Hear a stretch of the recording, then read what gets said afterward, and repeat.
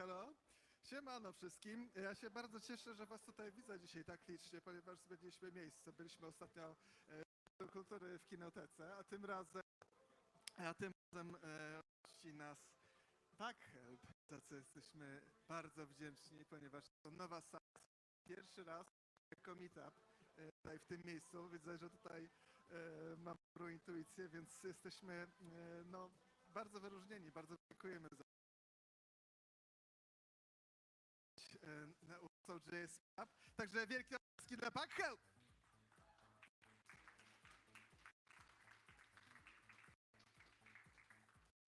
Wielkie dzięki.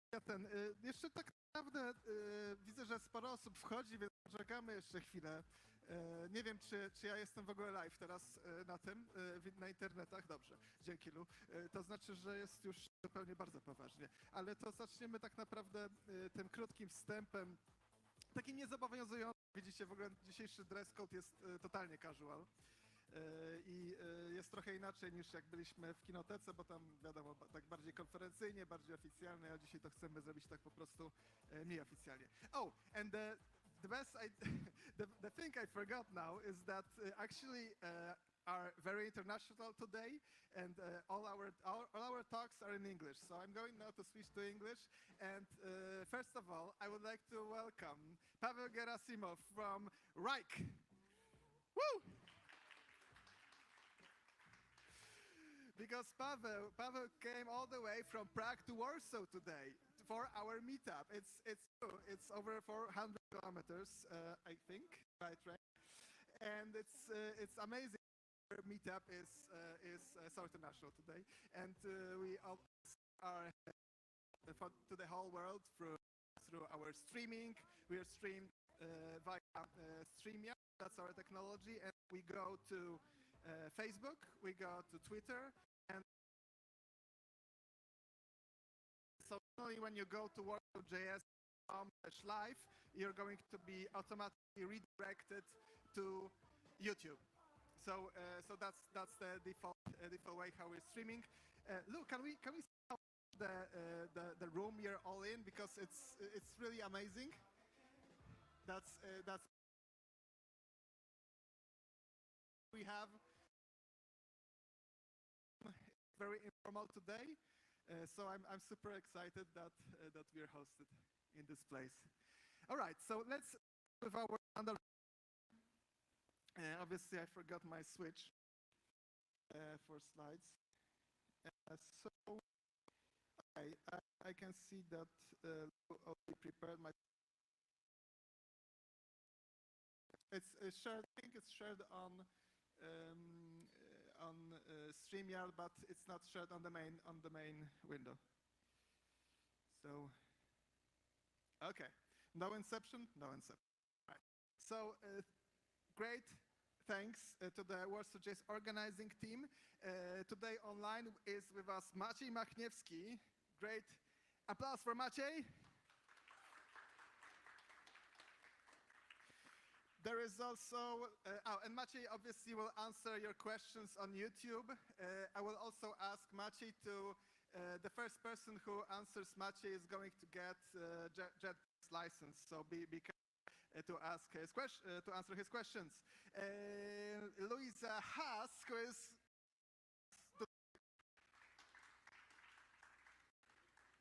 that's our wonderful technical backend, and also Gabi, who is the master admin of WarsawJS. Applause for her. And it would not be possible with all our volunteers. Two of them are actively here in the room. All of other volunteers are helping us all the time via Slack and do plenty of work over there. So thank you, Anna, Konrad, Artur, and Jakub. Thank you.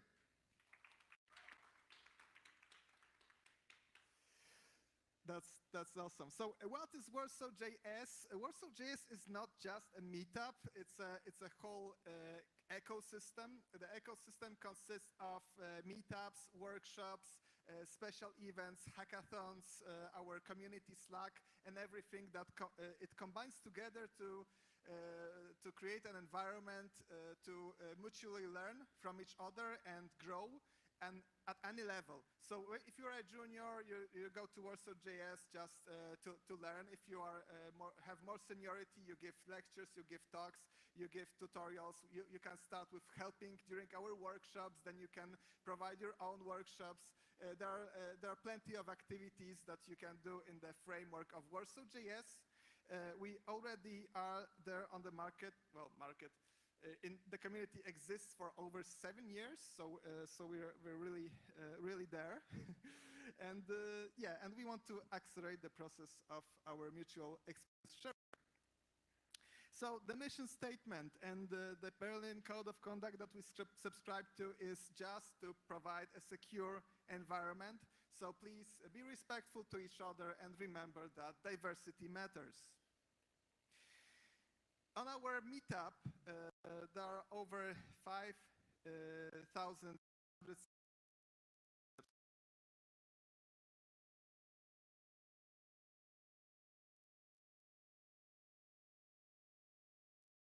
Yeah, now is the truth information. Thank you very much. And WarsawJS.com provides the newest, fresh information about our community and everything that we do together. So again, thanks to all our sponsors. So TankClouds, CallStack, Fresha, BackHelp, PostClick, Prisma, Sumo Logic, Rike, and Xfang. Thank you. Big applause for them.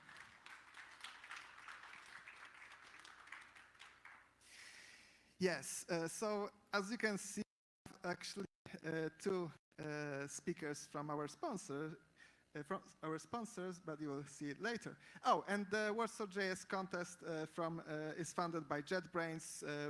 All of you can get. We are going to have 3 licenses to hand out to you. One of them is going to be passed through YouTube, one of them for your activity on YouTube, one of them for your activity on Stack, and one of them for your activity on Discord, but about this now. Yeah, we have Discord channel. If you join today, our Discord, and you will be the first person going to pass you a JetBrains license. So, now the most important part, the introductions of the speakers. So Paveł is already there, ready to start with how to make faster. Actually, this is a cool thing because it was totally independent and everyone decided to speak in some way about performance and scalability. So Paveł about how to make our front end faster, Bartosz about how to use the HTML select elements so it's not going to be a cost for us, and Mikołaj Olszański, Beyond Lighthouse, how to measure our JavaScript performance by counting CPU instructions. It's so amazing that I can't wait. So let's begin. Paweł, can you join us here? Great applause for Paweł.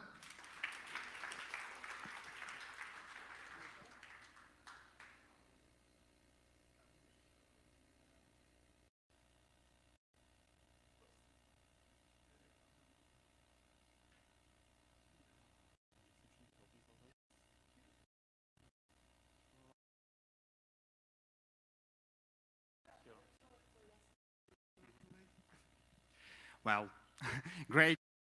It's amazing today here. Really great to hear. Let's tell a story about how we did improve performance for WarsawJS 1. One of the most biggest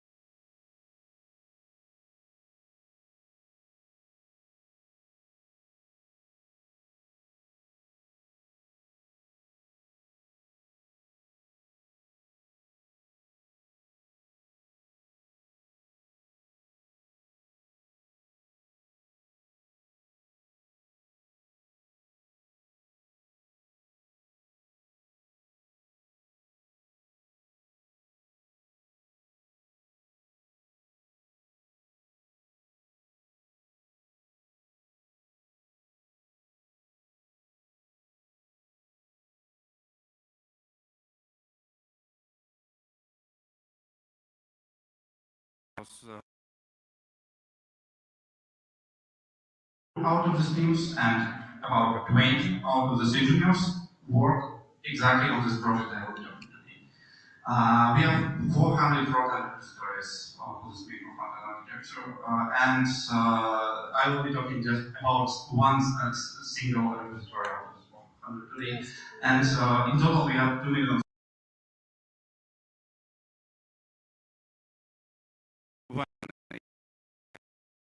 We took stack.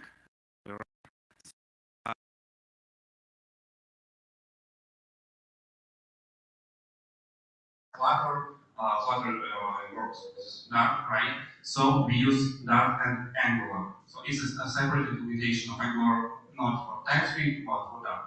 Last year, Google announced it's going to be sunset soon. So from last year, we start our transition to use that, TypeScript and React. Why I'm talking that? Because just for the context, this view, workload chart that we will discuss today, is written, yes, in Dart and Angular. So when we speak about Angular, when we speak about performance, we recall all the things like change detection, like on-push strategy, like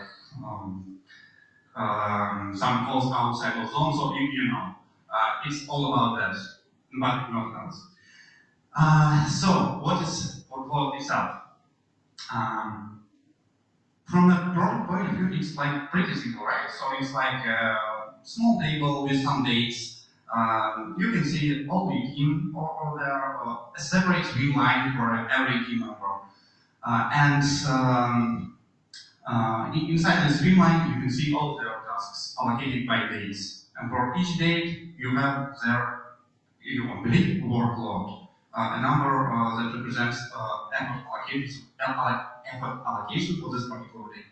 So basically that's it. But when it comes to a real technical implementation, what we have here? First, this effort allocation. It's being calculated at both front end and back end. So you can imagine how many cells we have in front end and how many calculations we have every single time when this change detection thing is worked, right? It's getting even worse because we have this calculation for every single row. It's getting even more worse because we have some aggregations over here. For example, these two users for the Kate and Xavier, they could have some job role, for example. Let it be like front-end developer, right? And me, as a front-end manager, I want to see workload for whole group of front-end developers. So I need some aggregation. And here is how we got this aggregation. But this is not it yet. We have another level of aggregation by projects. So you like front-end developers can work in different projects, and there's more and more and more calculators on the front-end side again. Out of that, sure, we have infinite scroll. It's like a really fancy timeline. You can scroll to, your user can scroll to any date they want. From to the past to the future, never mind. You can scroll it how you want, and you have to support infinite scrolling. You have to support paging, and you have to support recalculation on the scroll.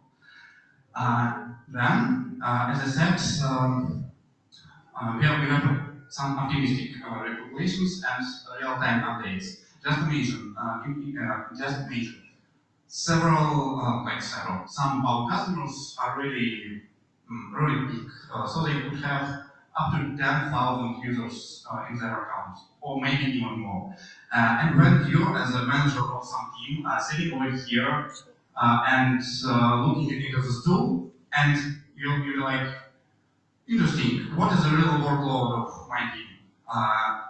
There could be like any number of person outside of your team who really committing some changes right now. They can change dates of the tasks. They can change effort allocation of the tasks. And that's why every single moment you can get an online update, real-time update from every other user in your account. We have to apply them. And just again, it leads to regulations. Let me catch it up.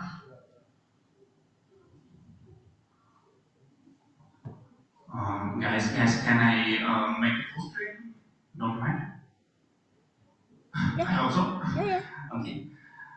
Well, so we will here, right? We will have a base. Then one more thing. If you speak about this performance, and if you speak about complexity, we have some logic around some interaction about task creation, resizing, and drag and drop. Because as a manager, if you see that your team member is overloaded, you want to take this task and drag it, like to change the data. You want to replan it. This again, it leads to additional logic and optimistic calculations for all of that. So, like, plenty of stuff, right? And every single line here, it causes a huge performance challenge. That's the challenge. Basically, it looks like that. So, it's not a big deal. But if you speak about technical implementation, it is. What I will try to go about to cover today is like our journey from this year, starting from January to like nowadays in October.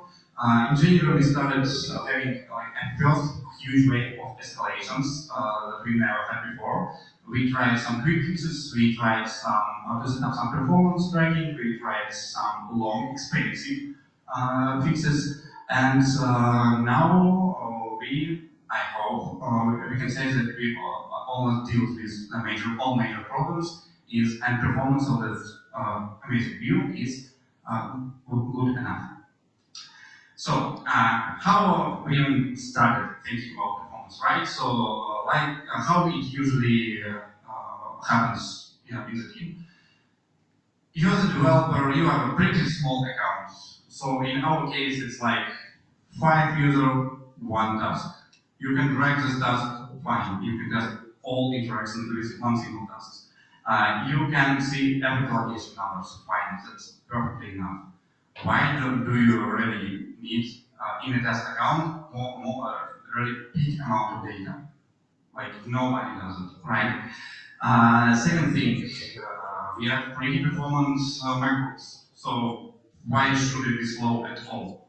And when customers start coming to us, we were like, but it's fine for us. Why are you complaining? It works for us. What's your case? Then a couple of other factors that the product right itself and our workload started growing really rapidly. We were introducing new features over and over again, and that's how we dramatically increased our complexity, and that's how we missed some things about performance.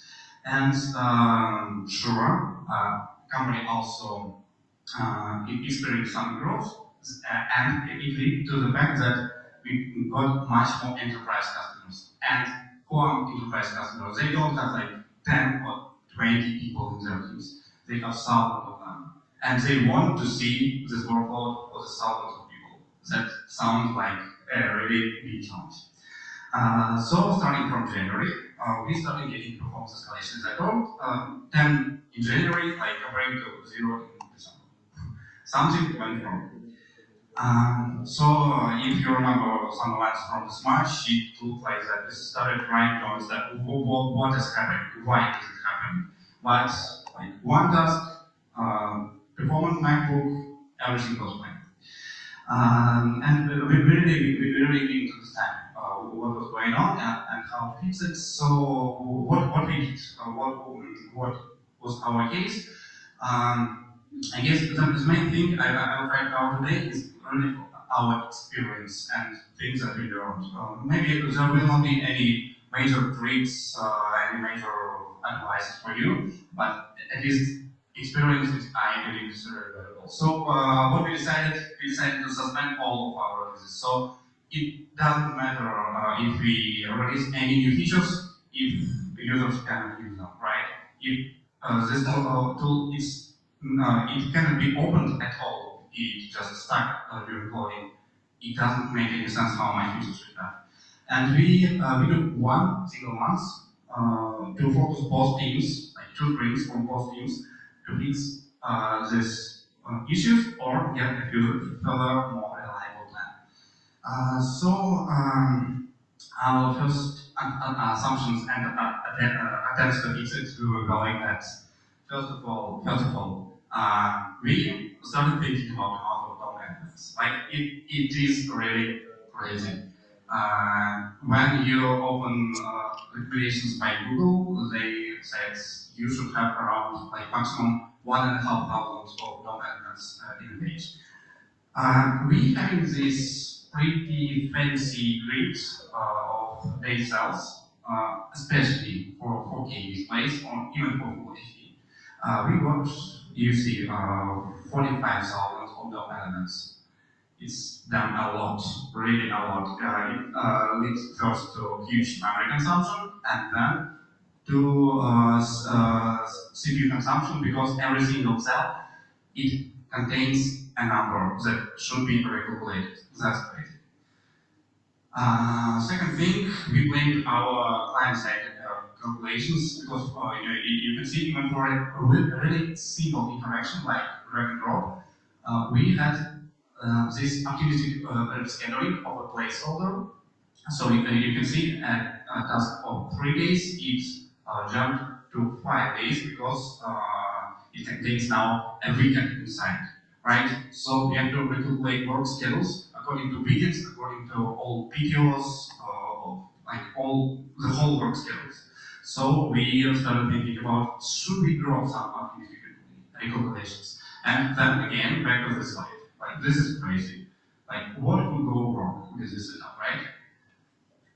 And actually a plan that we got. We wanted really to understand what exactly is going on the customer edge, on the customer side. What is happening here? Because for us, it was less or more fine. We, as a development team, as a user of workload, used it every single day at daily stand-ups. So we experienced some minor troubles with performance, but we could use it. And it was not a showstopper for us, but it was for them. So, the first thing that we tried, we sent developers to customer escalation calls. And that's exactly how we discovered this interesting problem with 4K displays. Because from the very first segment of the call, where they started screen sharing, and we saw this huge viewport, it was pretty clear for us what was the problem. We don't have like 4K displays in a regular life for testing purposes, but they have it if they're relevant. The second thing that we did is we understood that maybe if it is fine for us, we should really track some number. We should track performance. We should set up a metric that is being calculated on a customer side. So that's how we came up with an idea of performance tracking. It's like really pretty simple. Like some code samples. As I said, we use DAP and we use Redux on the hood for state management. And we introduced a performance tracking middleware. It's like pretty simple. It's configured with these events. So as you can see here, it takes start action and finish action. In that middleware itself, we defined the most important events for users that remain created a journey of user. So like a row expansion on drag and drop or scrolling or something else. And we find all events for these users. And like basically that's pretty much it about this middleware. It just starts tracking when it receives start action and it ended tracking when it receives an end action. So basically it looks like that. 2 timestamps, and the difference is the time of execution of this operation. And when we got the numbers of operation, what we did, we set up the metric. The metric was updates. Updates is application performance index, and this is the key thing of the whole topic, of the whole our journey about performance improvements.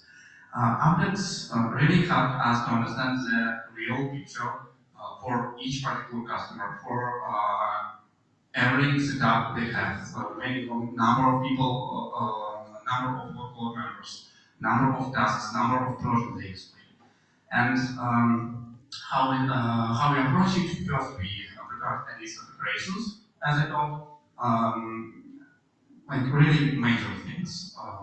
When the user starts opening workload, like start scrolling it, doing some interactions with tasks, all those actions were included in topics and other things.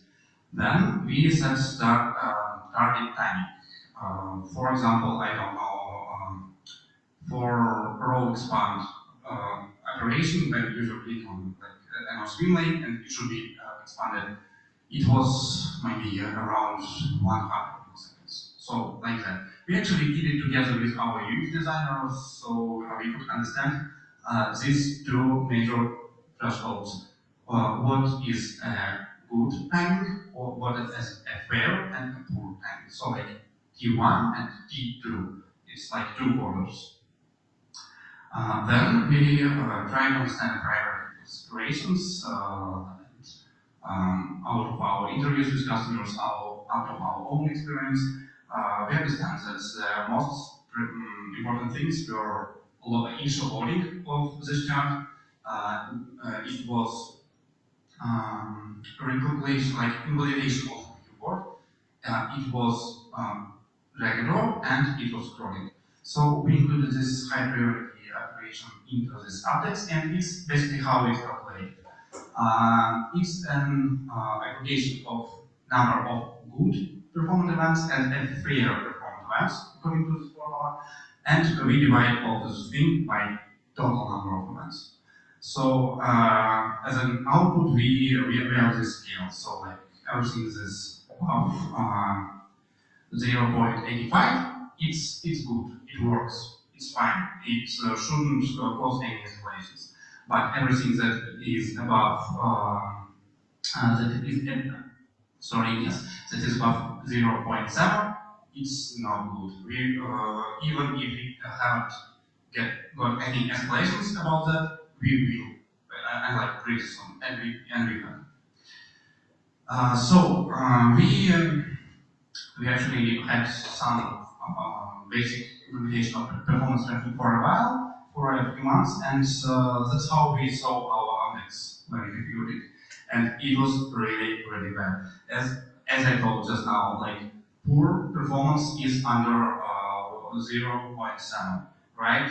Here you can see that it is poor. So it's not a case. It really didn't make any sense to introduce any new feature because it's unusable at all. And why should they pay us such big money for any new stuff even when like any existing stuff it's not working? So what we tried.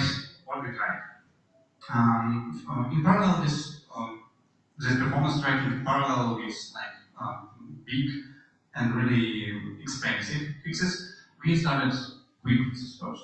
So like no rocket science here. First we went to profiler, and for example, this is how looked at how looked before and after our interaction about drag and drop. So like I made a demo of this kit with drag and drop a few slides back.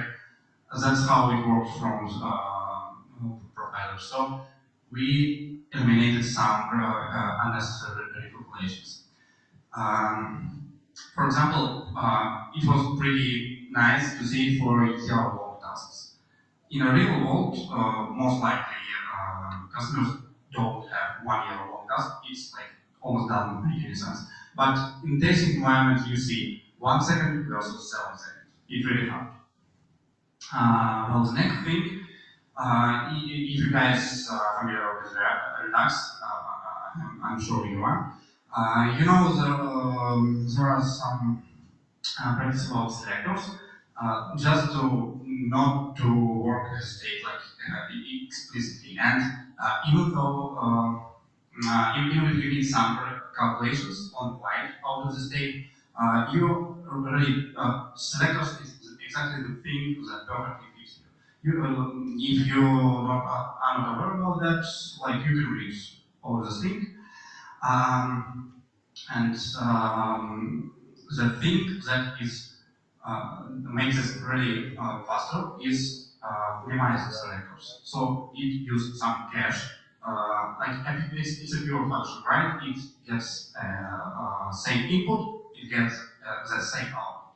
So we can set up some cache so that we can avoid unnecessary recalculations here. We have this in text report. We do have this in dark mode. The only problem was that we actually didn't have the support of a deep optimization, and that's why like we don't use this thing. It's like our own wrapper, our reselect library in that. That's published in open source and it supports deep caching. So we tried that, and it was really also useful. For example, for that overwent after some change, you can see that updates it was very exciting increase from 54 to 94%. It's like almost everything was solved, right? And another interesting chart at the right side is about pre-population event. It's you can read it as invalidated report. So this is a chart for a number of this event. So you can see that before our fixes, it was a like huge amount of these events. The report it was invalidated for every single iteration. Now it's not, and it became really much more faster. And then finally, like the most expensive and most interesting stuff, because even though we introduced all these changes, it didn't help a lot. It added maybe, I don't know, 3, 4, 5 points into our efforts. So it wasn't a solution. We still were in like fair performance mode. So our plan was the following. We understood that our product is complicated. Maybe we can challenge this business logic and we can get rid of some things. The second part of this plan was to introduce some expensive technical improvements that we already understand that we have to do this finally. So, getting to examples. This example I really love it. What is it about? We have at the bottom of the chart we have a backlog box. So, like, how does backlog box work? Like in any product, it has some unassigned tasks. So, you as a team, as a manager, or as whoever, you can go to a backlog and assign tasks to people. And our initial logic, our initial idea was to have this backlog box have all the tasks from the account. And it was exactly what customer wanted. It was exactly what they asked for. But there was a little problem when it came to enterprise customers, right? Because it worked fine when they had some 20 users in account. When they had 10,000, okay, fine, cool. We are generating a lot of stuff. It became a problem. So, what we tried? We tried to use this logic and display in the backlog box just the task from the scope of the chart. Like it's a major change, like change of logic, change of what customer asked for. But it worked. It worked perfectly fine. It was it helped a lot with the backlog itself, and it's also been validated with customers, and they were perfectly fine with the change. So while I love this example, nothing is in set in stone. You can really change things even outside of technical improvements, pure technical improvements. I mean. Another experiment that we have, this is an experiment. This was produced by like we tried it. We understood that our scroll is really heavy. It was heavy. We understood that it was about, it was because we had to recalculate a lot of stuff during scrolling. So an idea was pretty simple. Unit scrolling please scroll. You will not see any data, but it will work much faster. So, like in a really couple of days, we implemented this experiment. We released it under some beta flag, and we enabled it for several customers who had the biggest complaints about scrolling experience. And it was interesting because they said that yes, scroll works fine now, but we do need these tasks because we don't just scroll to any date. We have no idea about dates. We remember that they had some tasks somewhere, and we really seeking for these tasks. So we have to see these tasks. It was sad, but finally we finished this experiment. It was not released. Another experiment was about alignment dates. I already tried to introduce this logic, so how it works. You sit in your chart, and you have 10,000 of your colleagues who are making changes into these tasks. And all these numbers of the tasks, they are getting more and more updates over and over again, and everything has been repopulated. And our hypothesis was that why do we really need this? Our experiment was about getting rid of this alignment dates at all. But what we did, we introduced this refresh button, that actually can get your update picture like in any time you want. So if you want to just go into the chart and get a weekly report, you don't need all this real-time updates. You can use this refresh button. And we, in our own account, we also have pretty much users. So what we did here, we enabled this feature for our own account, and after that we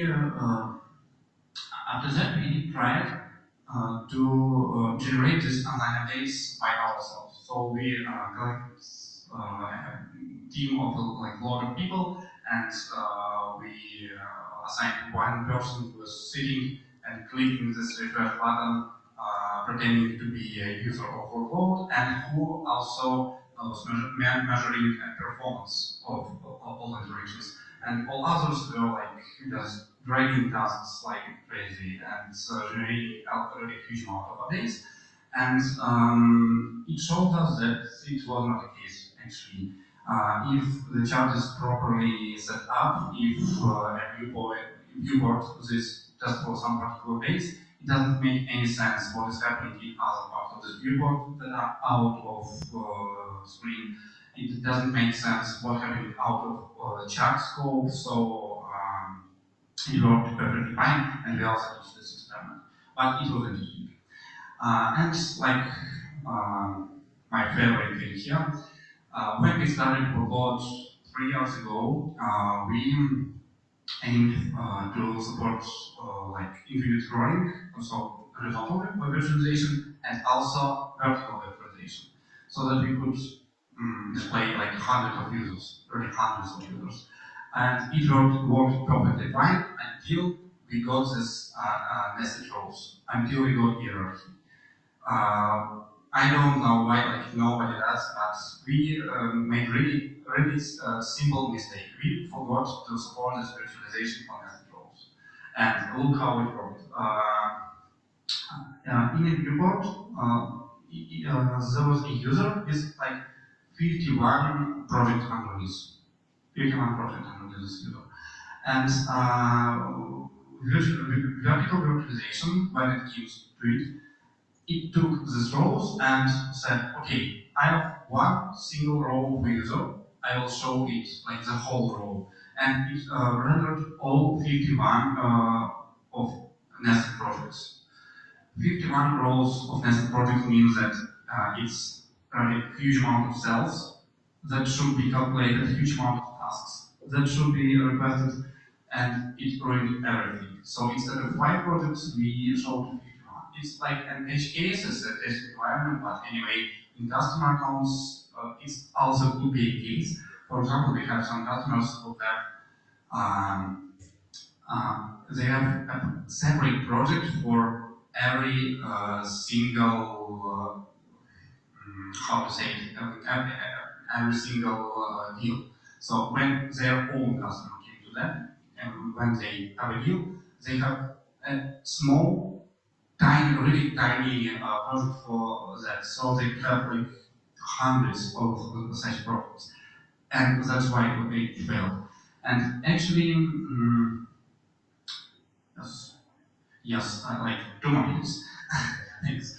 Actually, it works perfectly fine. So here are like a list of what we tried, like quick fixes, long fixes, experiments, changes in product logic. You see, if you can see scroll, it's like half of this list, so it was really a huge amount of things.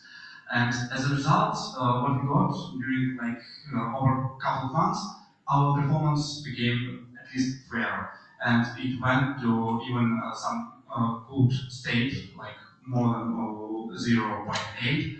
And as a bottom chart, you can see that green line, for example, is updates for a peak accounts, and it was really pain in January, but it became much more better now.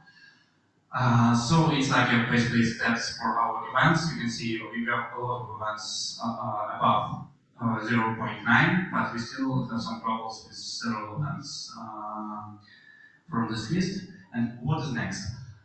I just want to share our future plans, but really want to ask, what do you guys think? Like any random ideas, what is the most performant tool in the world? Use Canvas instead of top elements?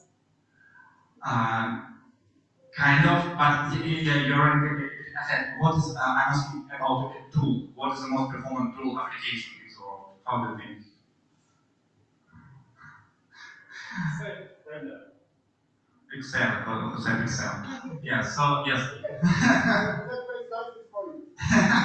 Cool. Yes, it is Excel. And if you guys, if you ever tried to look how Google spreadsheet is unrealized, they use Canvas. So they have the same crazy grid, like huge amount of cells, huge amount of everything. But they use Canvas and it works perfectly fine. So our next plan is to switch from DOM to Canvas. Yes, exactly as you said.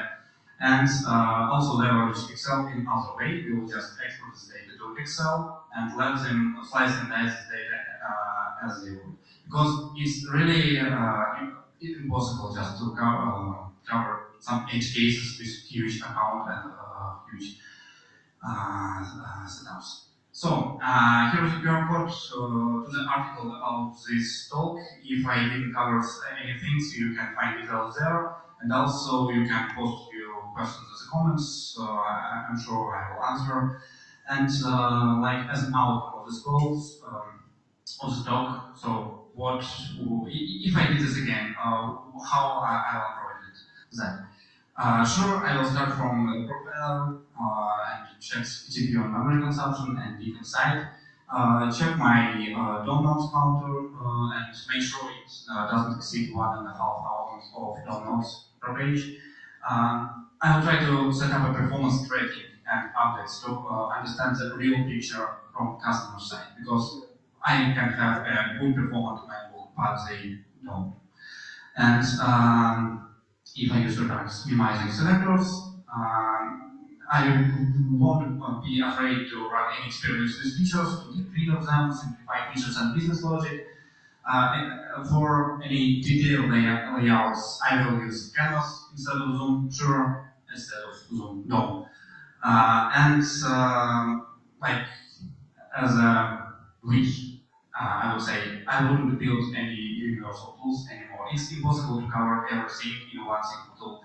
But really, it's better to limit yourself to some particular cases and make sure they will work perfectly fine. That is it. Thank you very much, guys.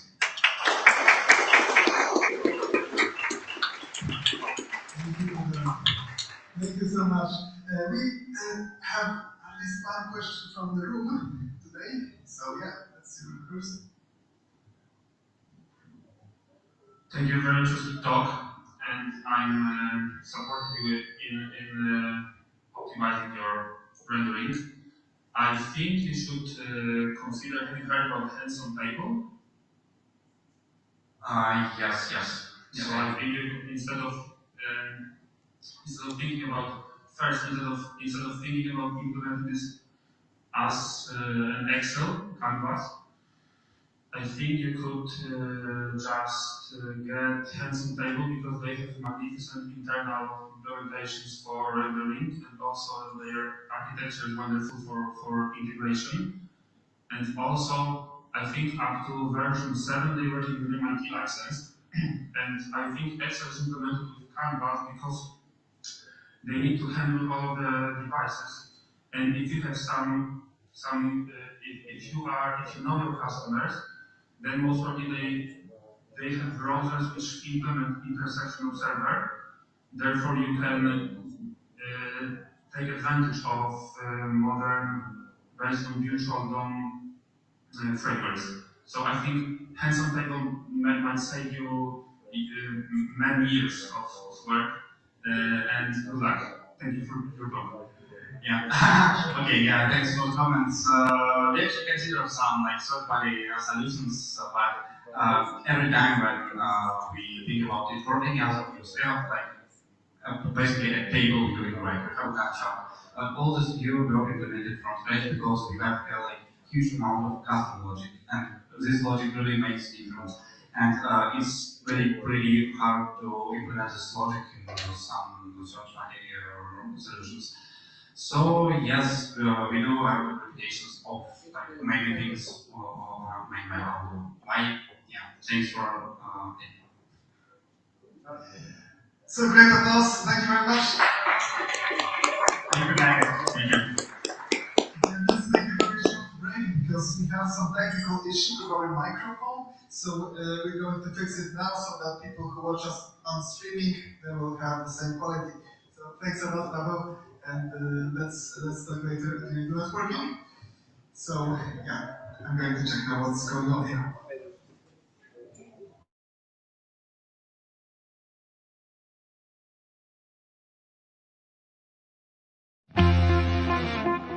WarsawJS.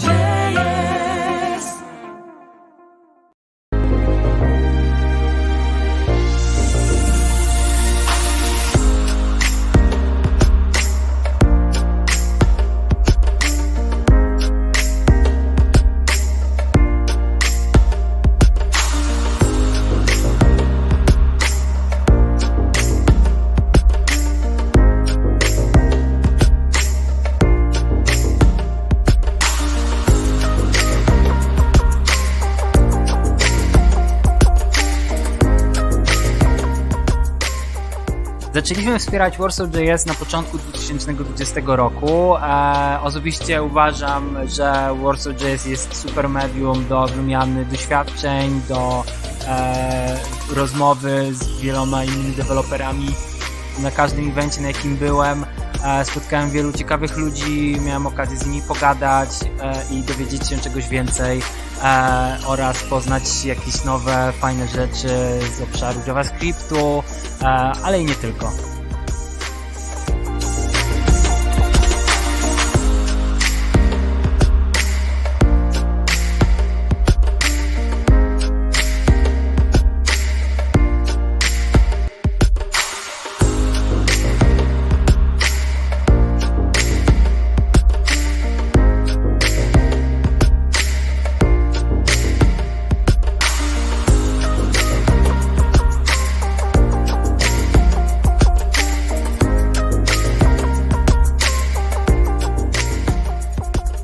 WarsawJS, well, last year I think I gave the first talk around June for WarsawJS, and that was sort of my introduction to the Warsaw JavaScript community, and that was really nice. But all of the events that all of the talks that I've given were remote, and this is the first time that I'm actually coming and doing something in person. And so yesterday was really, really lovely just to be able to meet you and have also informal chats. Something that I think the online format doesn't really give, and so it was super lovely. And now we're having this breakfast together with Prisma, and we have a lot of people coming, so it's super nice. And I hope to come again, and I hope that also you will come to Berlin, so that we'll be able to sort of continue this friendship.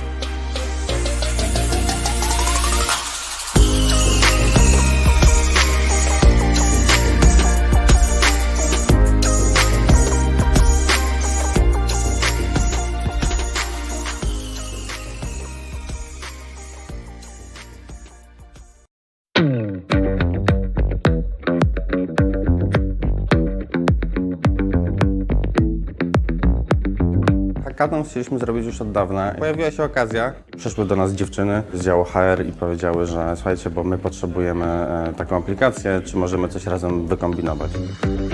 W ciągu ostatnich 2 lat PackHelp z małej firmy technologicznej urósł prawie 4-krotnie, więc narzędzie do zbierania feedbacku peer-to-peer jest nam potrzebne. Po bardzo dokładnym researchu rynku doszliśmy do wniosku, że takiego narzędzia, które spełniłoby wszystkie nasze oczekiwania, po prostu nie ma. Bardzo ważnym aspektem było dla nas to, żeby cały hackathon miał ten swój vibe hackathonowy.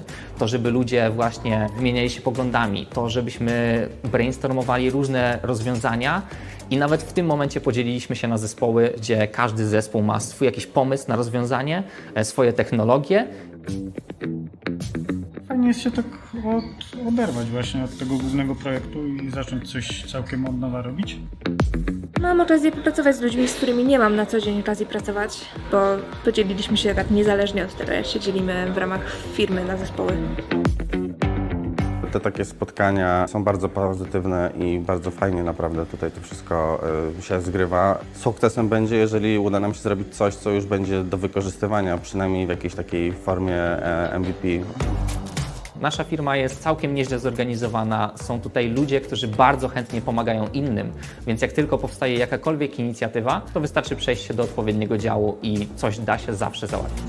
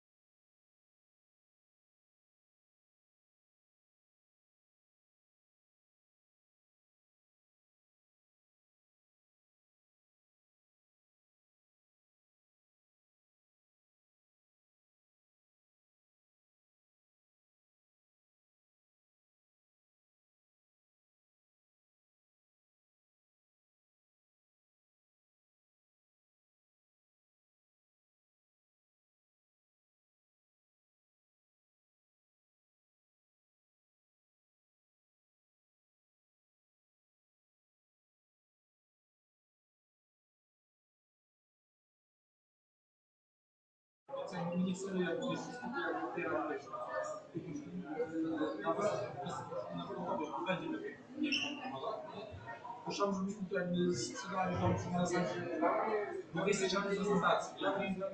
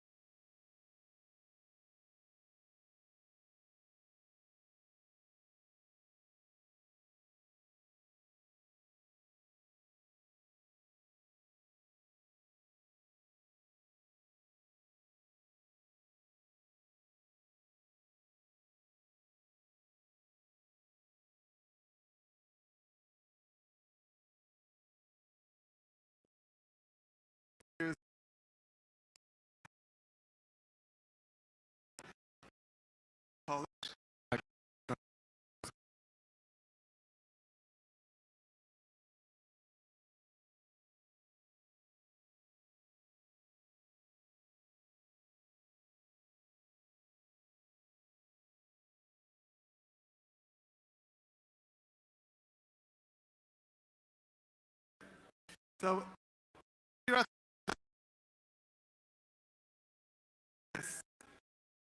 we're going to start. Okay.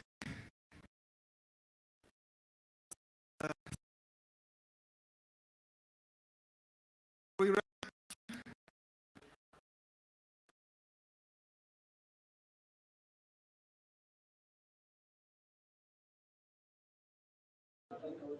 Okay, great applause for Bartek!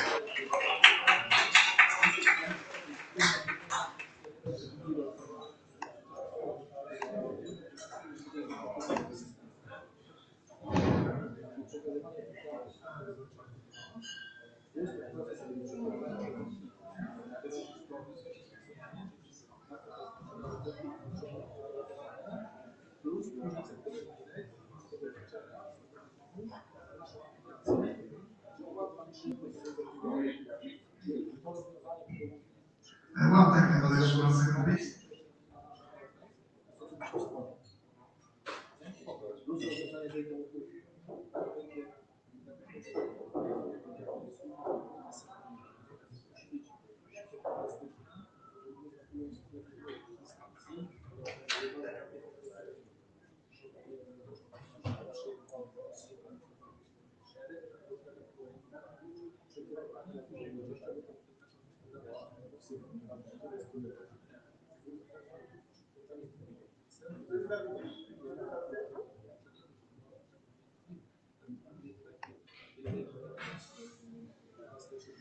Rękopomstwo Matej!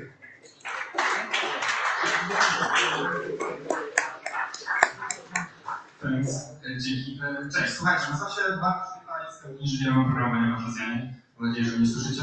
Gdybyście mnie szukali gdzieś w social mediach albo chcieli poznać trochę bardziej ten temat, to możecie szukać po nazwie Jasnym Internetowym, linkiem.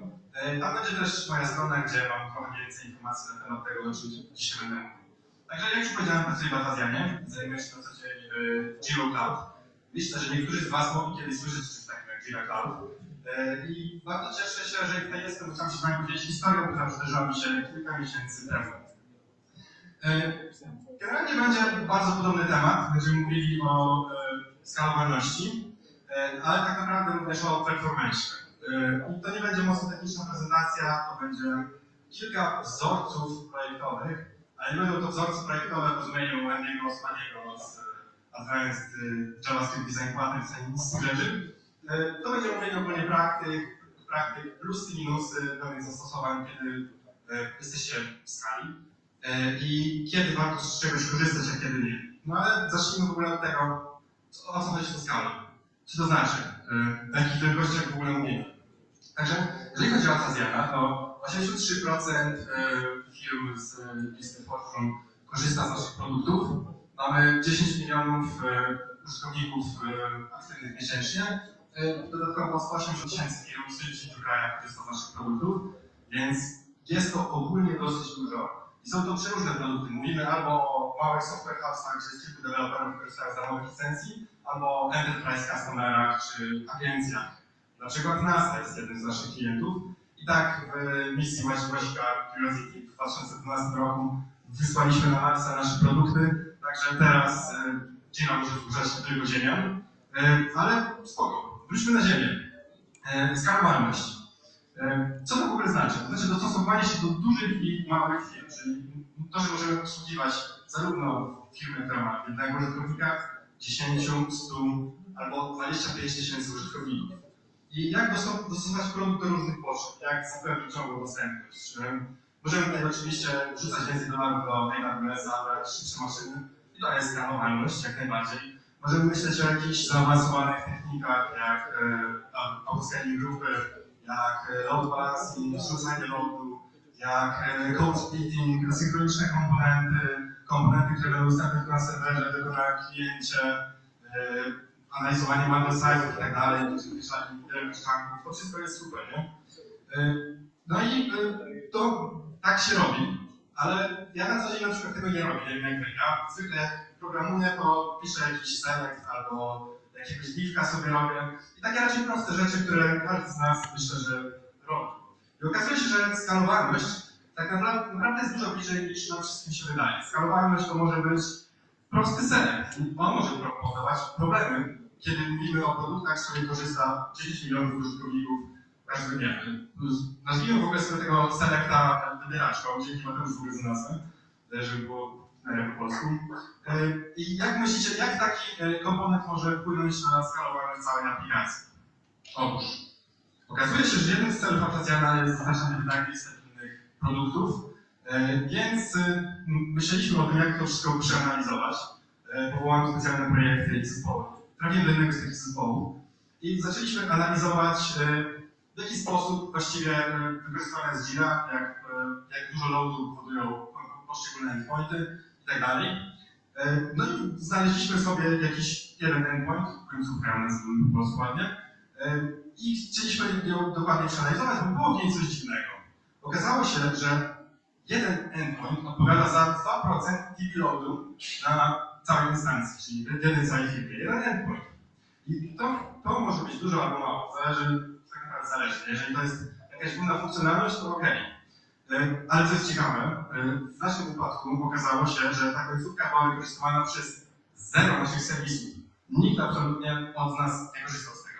Po prostu był jakiś endpoint, który powodował 2% TP loadu. No i uznaliśmy, że coś nie tak, musieliśmy prawdopodobnie jakoś źle pobrać metryki, więc świetna prezentacja, pamiętajcie o metrykach, bardzo ważna rzecz. Siedzieliśmy się trochę dokładniej i analizując te dane okazało się, że te requesty pochodzą z naszej web API, z frontendu jak najbardziej. No tylko sprawdziliśmy nasze repozytorium frontendowe i okazało się, że tam również nie ma żadnych odniesień się do tego endpointu. Dziwna sprawa, nie? Gina generalnie ma coś takiego, że jest to lekarka była, która ma 18 lat, ciągle jest samym i generalnie jest możliwość dostarczania innych jakby pluginów i extensibility używania sobie do siebie. Jeżeli wam czegoś brakuje, możecie sobie sami napisać część, która ułatwi wam sprawę, sprawi, że możecie lepiej przedstawiać dane, albo po prostu dodawać cokolwiek, co chcecie. I my wrzucamy to poprzez iframe do naszej aplikacji webowej. Więc jeden z naszych partnerów, który rozwija właśnie Gile w taki sposób, że tworzy własne apki i później je sprzedaje jakimś innym firmom, zrobił produkt, który okazał się bardzo popularny i bardzo dobry. Na tyle dobry, że spowodował dokładnie to, co wam się wydaje, że spowodował. Spowodował 2% DB loadu. Ale co właściwie spowodowało 2% tego DB loadu? To jest ten screencast, jakby co nie jest z tej aplikacji, to jest tylko przykład. On wygląda tak jak mniej więcej to, co było w tej aplikacji. Więc jak myślicie, co tutaj poszło nie tak? Jest tutaj na pewno kilka rzeczy, które można by wymienić. I zaczniemy sobie od pierwszych. Czyli prefetchowanie danych. Czyli co to w ogóle jest prefetch? Jeżeli chcemy, żeby ten experience użytkownika był jak najbardziej smooth, oczywiście ma to sens, to możemy sobie pobrać wszystkie dane, które nam potrzebne, zanim skorzystamy z danego elementu, czyli prefetch. No bo wyobraźcie sobie, że na przykład zamawiacie jedzenie w Pizz, klikacie sobie na metodę płatności i musicie poczekać 3 sekundy, zanim zostaną pobrane dostępne metody płatności. A też wybieracie sobie adres, zwykle jednak zamawiacie sobie jedzenie do domu i nagle musicie poczekać 2 sekundy, zanim te wszystkie opcje, w tym ta wasza zwykła domyślna opcja zostaną wybrane, będą dostarczone. Więc trochę nie ma sensu. Prefetching jak najbardziej jest super praktyką i warto z tego korzystać, nawet jeżeli macie jakąś ogromną aplikację. Więc super, plusy. Lepszy experience, świetne, jeżeli korzystacie z danych, które są krytyczne, na przykład formularz i wymagane pola. Korzystajmy z tego jak najbardziej. Ale są też jakieś minusy tego rozwiązania. Otóż co, jeżeli nie potrzebujemy wszystkich danych? Co, jeżeli na przykład stworzymy sobie prostą wybieraczkę, która będzie wyświetlana na listę użytkowników. I na początku jest OK, bo nasz biznes ma 10 użytkowników, wszystko spoko. Po miesiącu okazało się, że ma 100, a po 10 miesiącach okazało się, że mamy 10 000 użytkowników i wszystkich ich pobieramy sobie do naszego elementu. To wpływa na performance jak najbardziej, więc po pierwsze, jeżeli najpierw będzie pobierać dane, to aplikacja będzie wolniejsza. No i może być używany tylko i wyłącznie do małych zbiorów danych, jeżeli pobieramy wszystkie dane na początku. No ale dobra, przecież każdy dokładnie wie, w jaki sposób to rozwiązać, każdy się z tym spotkał. Wiecie, co to jest? To jest wersja z paginacją. Bardzo łatwo dodać sobie paginację do endpointa. Kolejny super wzorzec. Czym to jest? To jest najprostszy sposób do uniknięcia overfetchingu. Jeżeli mamy dużą aplikację, to musimy zadbać o to, żeby wszystkie endpointy były paginowane. To znaczy, faktycznie wszystkie. To jest must have. Na szczęście większość frameworków dostarcza takie rozwiązania out of the box, więc super. Paginacja jest całkiem super, bo możemy korzystać ze zbioru danych, które nie są limitowane, czyli na przykład tweety, czyli na przykład posty na Instagramie, czy na przykład komentarze pod naszymi requestami na GitHubie, których zawsze jest 1000. I zdecydowanie pomaga nam pobierać dane po kolejne elementy. Przyspiesza to naszą aplikację i część danych, ten pierwszy czark danych możemy mieć od razu, bo możemy sobie prefetchować, więc mamy 10 elementów, które wyświetlą nam się od razu. Ta ostatnia grafika to jest lejek, ale nie do końca dobrze wygląda. Z tym, że pamiętajmy, że nie ma rozwiązań idealnych. Wszystko ma jakieś minusy, zawsze są to jakieś kompromisy. I w wypadku paginacji tworzymy dodatkowy load na bazie danych.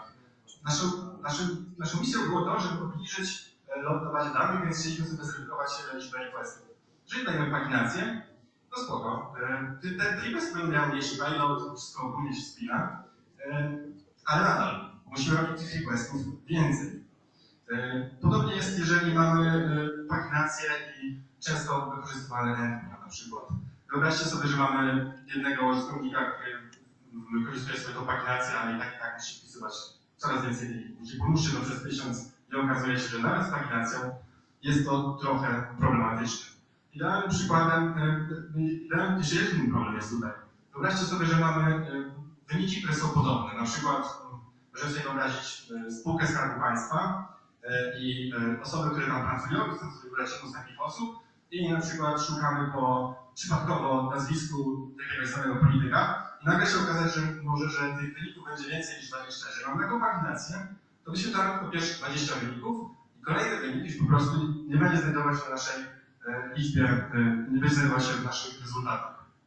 Co w takim wypadku możemy zrobić? To też zostało rozwiązane i na pewno również znacie to z Facebooka i z Instagrama. I dzisiaj było to też omawiane, czyli scrollujemy sobie, dochodzimy do końca listy, dane się nam pobierają, mamy kolejny request, czyli infinite loading. Dojdziesz do końca listy, pobierasz kolejne elementy. To jest w ogóle bardzo fajny pattern, bardzo go lubię. Ostatnio chorowałem bardzo popularną chorobę i do dziś mam problemy, trochę brain fog, przepraszam tego tak śmiję. Zdarza mi się, zapominam na przykład imiona i po prostu jest mi łatwiej sobie przeskrolować do kolejnego elementu i widzę dokładnie, co się dzieje. Ma to plusy. W połączeniu z paginacją infinite loading sprawia, że dane nie są limitowane. Ponownie, na przykład tweety, posty na Facebooku, Instagramie, podobne komentarze. Jest dużo łatwiej nam przeglądać i korzystać z takich danych. I nie musimy pobierać wszystkich danych, wybieramy sobie tylko część, to jest dla nas interesujące. Jeżeli chodzi o minusy, to kolejny raz, wszystko ma swój koszt.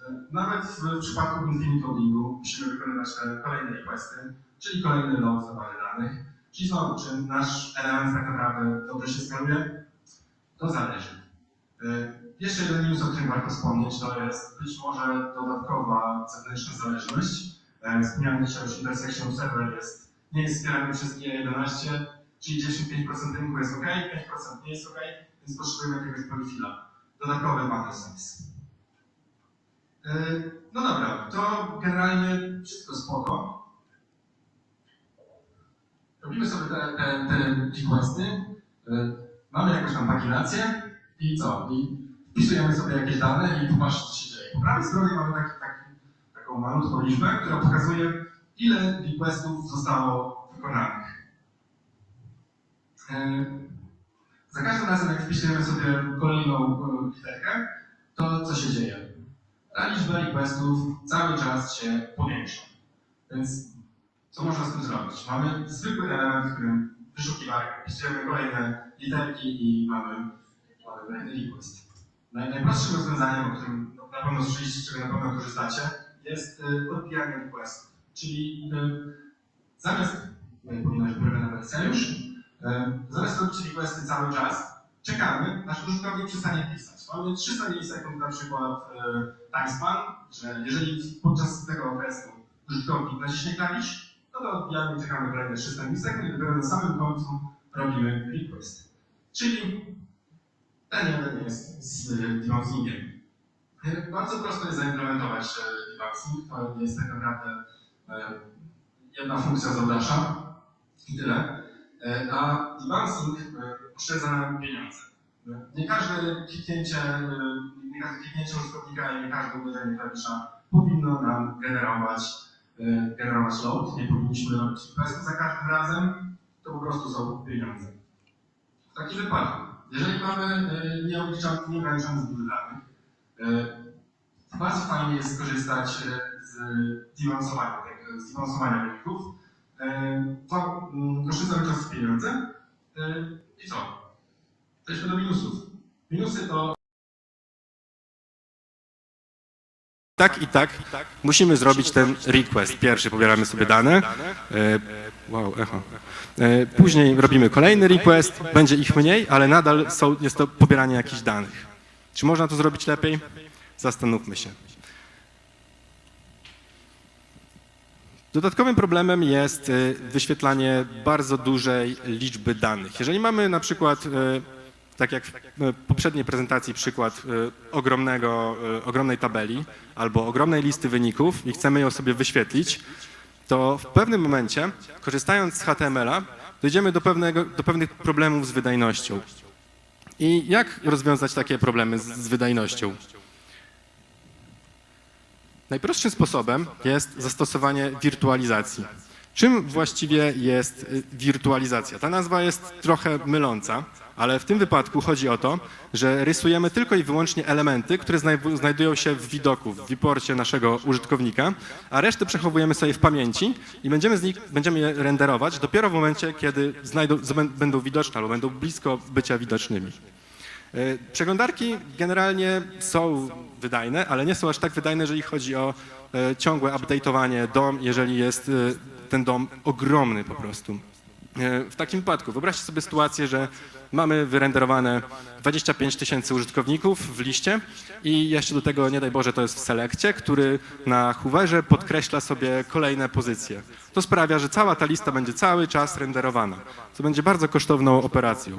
I w takim wypadku wirtualizacja będzie nam redukowała po pierwsze ilość pracy, jaką musimy wykonać, po drugie redukuje nam czas, który będzie nam potrzebny do wyrenderowania pierwszego widoku, bo nie potrzebujemy całej listy danych, wszystkich tych elementów, które będą niewidoczne, tylko bęk i już. I później każde update'y, jak na przykład hoverowanie elementów, będą dużo szybsze. Tak samo jest z ilością pamięci, która będzie potrzebna do przetrzymywania całego drzewa DOM kontra do przetrzymywania danych po prostu w pamięci. Więc mamy plusy. W przypadku złożonych danych, długich list, ta wirtualizacja naprawdę robi robotę. Tak jak było w poprzedniej prezentacji, jeżeli musicie przedstawić bardzo dużo elementów, DOM nie jest do tego najlepszy. Lepiej skorzystać z Virtual DOM-u, zapamiętywać to sobie wszystko. To jest świetne, jeżeli to są krytyczne dane, na przykład główny widok w aplikacji, który po prostu polega na tym, że musicie wyświetlić wszystko, wtedy korzystacie z wirtualizacji i wyświetlacie tylko i wyłącznie część danych, która w danym momencie jest potrzebna. Jakie są minusy? Więc skoro musimy zrobić request podane, to oczywiście będzie wpływało na szybkość aplikacji. Kolejna rzecz, do wirtualizacji lepiej skorzystać z jakichś gotowych rozwiązań, więc będzie to wpływało na wielkość bundle size. Możemy korzystać dla Reacta na przykład z React Virtualized albo React Window. Obie są stworzone przez Briana z korowego teamu Facebooka, więc raczej bym im zaufał. I co dalej? Skoro już myślimy o tych wszystkich elementach, czy naprawdę jest tak, że za każdym razem potrzebujemy wszystkich danych? Czy naprawdę jest tak, że jak otwieram sobie pull request na GitHubie, to potrzebuję mieć wszystkie labele, które będą mieć, wszystkie osoby, które mogę przypisać do danego pull requesta jako reviewerów? Generalnie to musimy się zastanowić, czym faktycznie potrzebujemy tych danych. Czy to jest na krytycznej ścieżce naszego procesu biznesowego? Bo jeżeli nie, to być może powinniśmy po prostu tych danych na początku nie pobierać. Możemy sobie spokojnie poczekać i pobrać te dane w momencie, w którym już będą wymagane. Czyli jak klikniemy sobie na select, wtedy wykonujemy zapytanie podane i wszyscy są zadowoleni. Pobieramy dane tylko i wyłącznie na żądanie, jeżeli nie są potrzebne.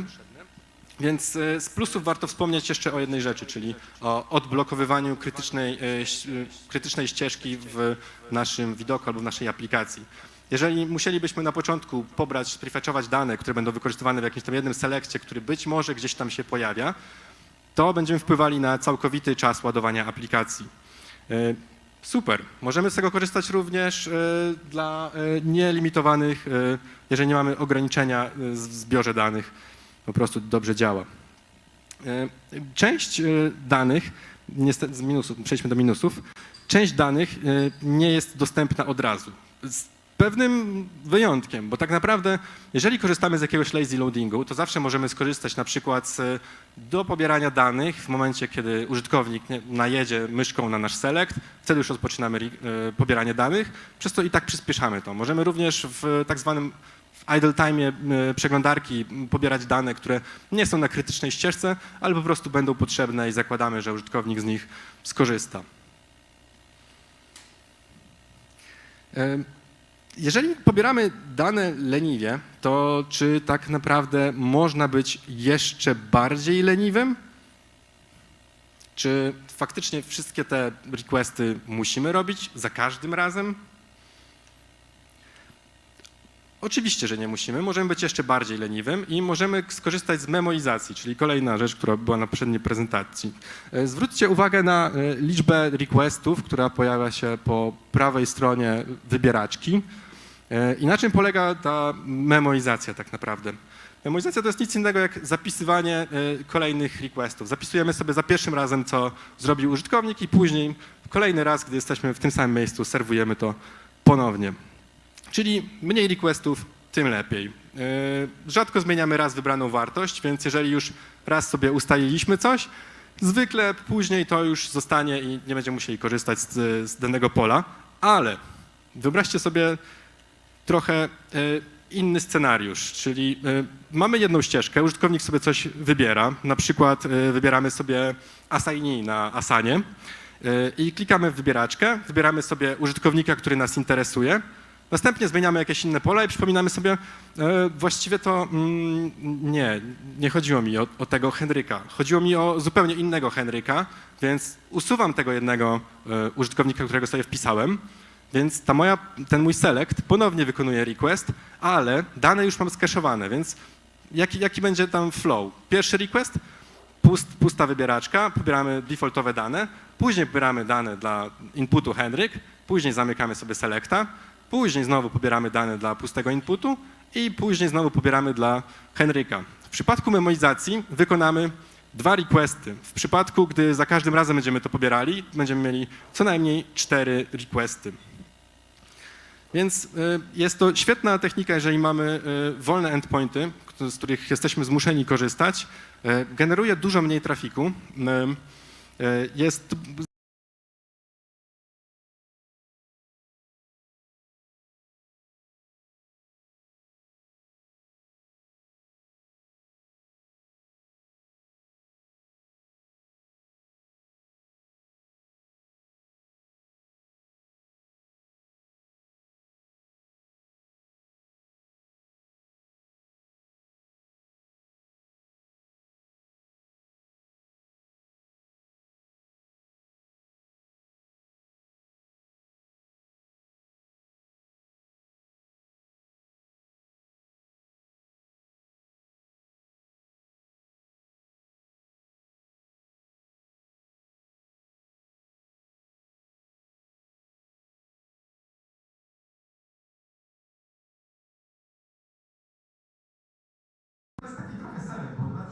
od razu macie wyniki, które ostatnio były wykorzystywane. Jakie tutaj są problemy? Jeżeli dane nie są wrażliwe, i to jest ważne, że nie powinniśmy cache'ować w local storage wrażliwych danych, to możemy sobie korzystać z takiego zapisywania tych ostatnio wybranych wyszukań. Mało tego, możemy zrobić... Dobra, już, sorry. Możemy zrobić w ogóle coś, naprawdę już, kończę. Naprawdę możemy zrobić coś trochę bardziej smart. Wyobraźcie sobie, że mamy mechanizm, który w komentarzach pozwala nam mentionować jakichś innych użytkowników. Za każdym razem, kiedy ktoś skorzysta z tego i napisze małpę i wybierze jakiegoś użytkownika, możemy sobie spopulować cache tymi danymi. Więc tak naprawdę nie robimy wcale requestów. Te dane od razu trafiają i te dane są zadziwiająco trafne. Jeżeli chodzi o plusy, to oczywiście pierwsze to świetne do wolnych endpointów, generuje dużo mniej obciążenia, mamy dużo lepszy performance, plus mamy dane bez żadnego pobierania, od razu dostępne po pierwszym renderze. Jakie są minusy? Zawsze takie są. Pierwsze to musimy zaimplementować całą logikę, która odpowiada za cache'owanie i uwaga, to nie jest takie trywialne. Musimy obsłużyć sporo przypadków. Pierwsze dodawanie cache'a, po drugie usuwanie z cache'a, jeżeli te dane się zmienią. Po trzecie właśnie update'owanie danych. Jeżeli mamy na przykład jakiegoś nowego użytkownika albo on zmienił swoją nazwę, musimy to wszystko obsłużyć. Kolejna rzecz to usuwanie danych z cache'a, jeżeli na przykład użytkownik się wyloguje, więc to troszeczkę staje się trudniejsze do zrobienia. No i kolejna rzecz, nie powinniśmy korzystać z cache'a dla wrażliwych informacji. Więc już koniec, dobra, naprawdę. Przebrnęliśmy przez wszystkie przykłady wzorców w wybieraczkach, ale co z historią, od której zacząłem? Select, który omawiałem, tak naprawdę prefetchował dane, nie miał paginacji, generował 2% całego DB loadu na produkcji i sprawdziliśmy, jak wygląda liczba requestów przed i po usunięciu prefetchowania. Tak, to było jakoś w styczniu około. Po lewej stronie ten niebieska część wykresu mówi o tym, ile loadu pochodziło tylko i wyłącznie z tego jednego selecta. I jak widać, to jest około 400 000 requestów na tam chyba 2 godziny. W piku było tego naprawdę sporo. Co z cache'em? Jeżeli chodzi o cache, to tutaj dzięki wprowadzeniu tego inteligentnego cache'a i zapisywaniu sugestii z ostatnio wybranymi wynikami, liczba zapisań danych z cache wystrzeliła po prostu w kosmos. Tutaj widać wykres, gdzie górna zielona linia pokazuje dane, które były w cache'u jako recent, a te niżej, które zostały pobrane z API. Kolejna rzecz, która nam całkiem spoko wystrzeliła, to jest trafność wyszukiwań. Jeżeli mamy cache, to użytkownik już za pierwszym razem ma wyniki, które zaskakująco często są dokładnie tym, czego szuka. Nie musiał wpisywać kolejnych danych, bo to wszystko, czego szukał, od razu było na miejscu. Więc usuwając prefetchowanie danych, dając cache, debounce i paginację, udało nam się znacząco zmienić obciążenie serwerów. Ja wiem, że ta historia była trochę nudna, a okazuje się, że smoki dla was są już znane, bo mieliśmy o tym inną prezentację i dawno oswojone, ale popatrzcie na skalowalność z innej perspektywy. To wcale nie jest taki problem, który jest bardzo daleko z nas. To są codzienne małe rzeczy, jak lista wyświetlonych elementów, jak zwykły select, w którym po prostu trzeba zrobić paginację i tak dalej. Nie poruszyłem wielu interesujących tematów, więc jeżeli macie jakieś pytania, to mogę odpowiedzieć na nie teraz, później w internecie albo gdziekolwiek.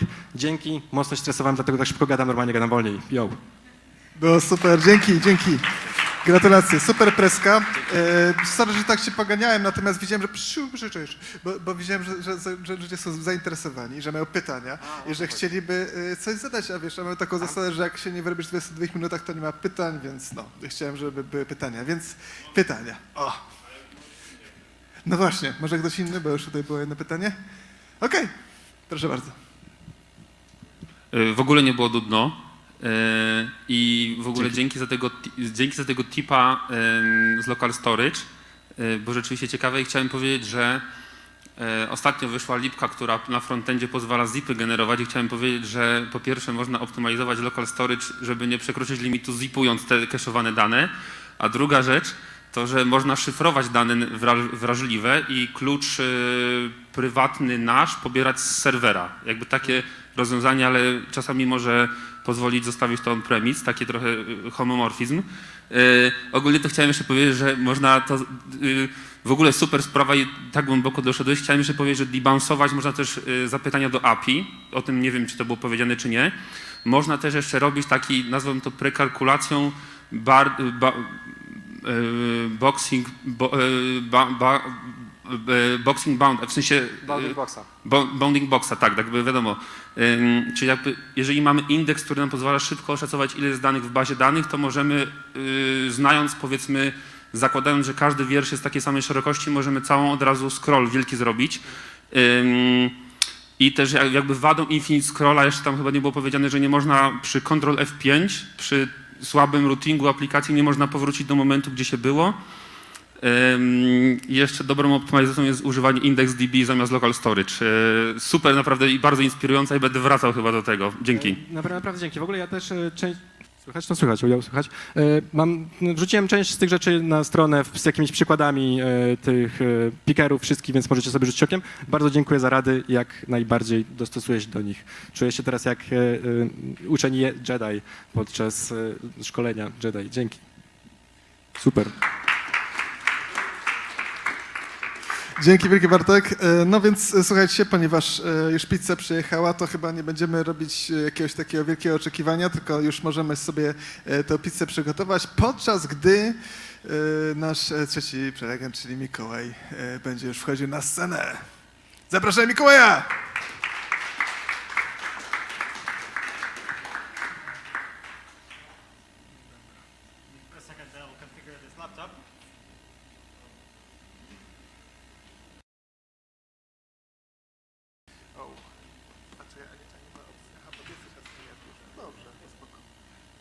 No to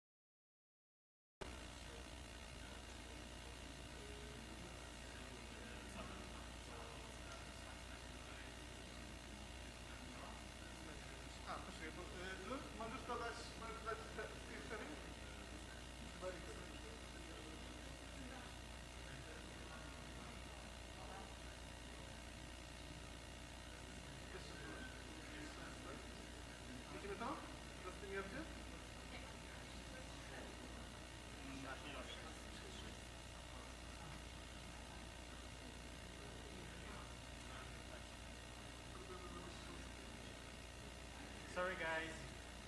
Enjoy your pizza. Screen sharing is like in 2021.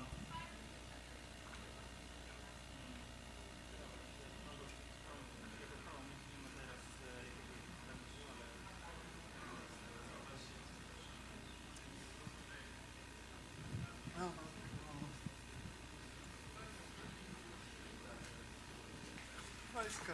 O, to się zamknęło.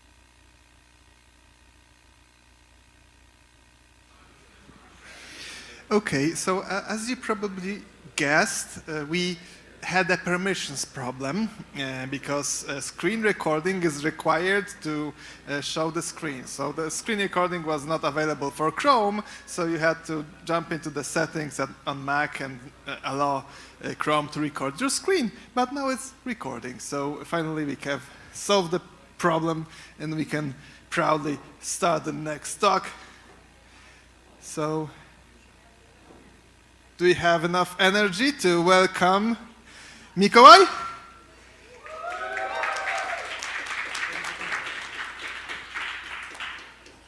Okay, 1 minute.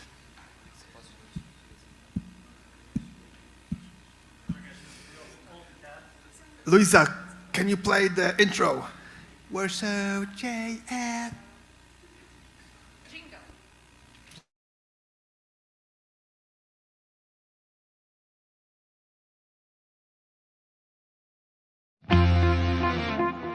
WarsawJS.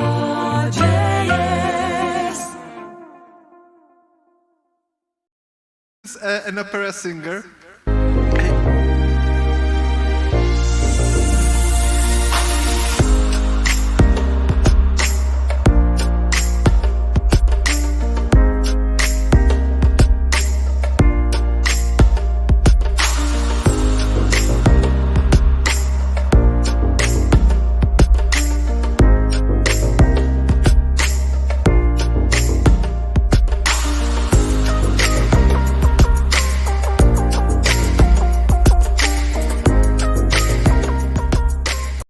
Okay, and who plays an instrument, a musical instrument? I know one. You know one? Who? I know one music producer. Here, in this room? No, okay.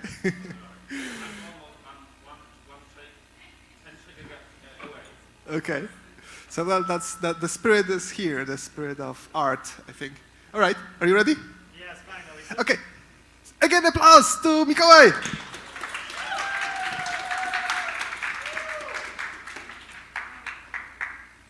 Hi. So let the slides begin.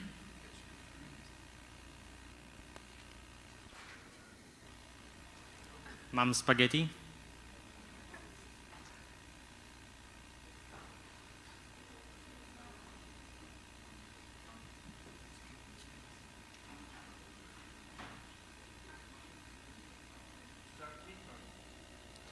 Yes, finally. All right. Hi there. I want to share a story of a journey. And for me, this journey started many, many years ago. And I would skip like the childhood pictures and get to the interesting part right away. And you know, some journeys are like over and some are in progress, are still going. And this is one of them. This is like one of them that's still going.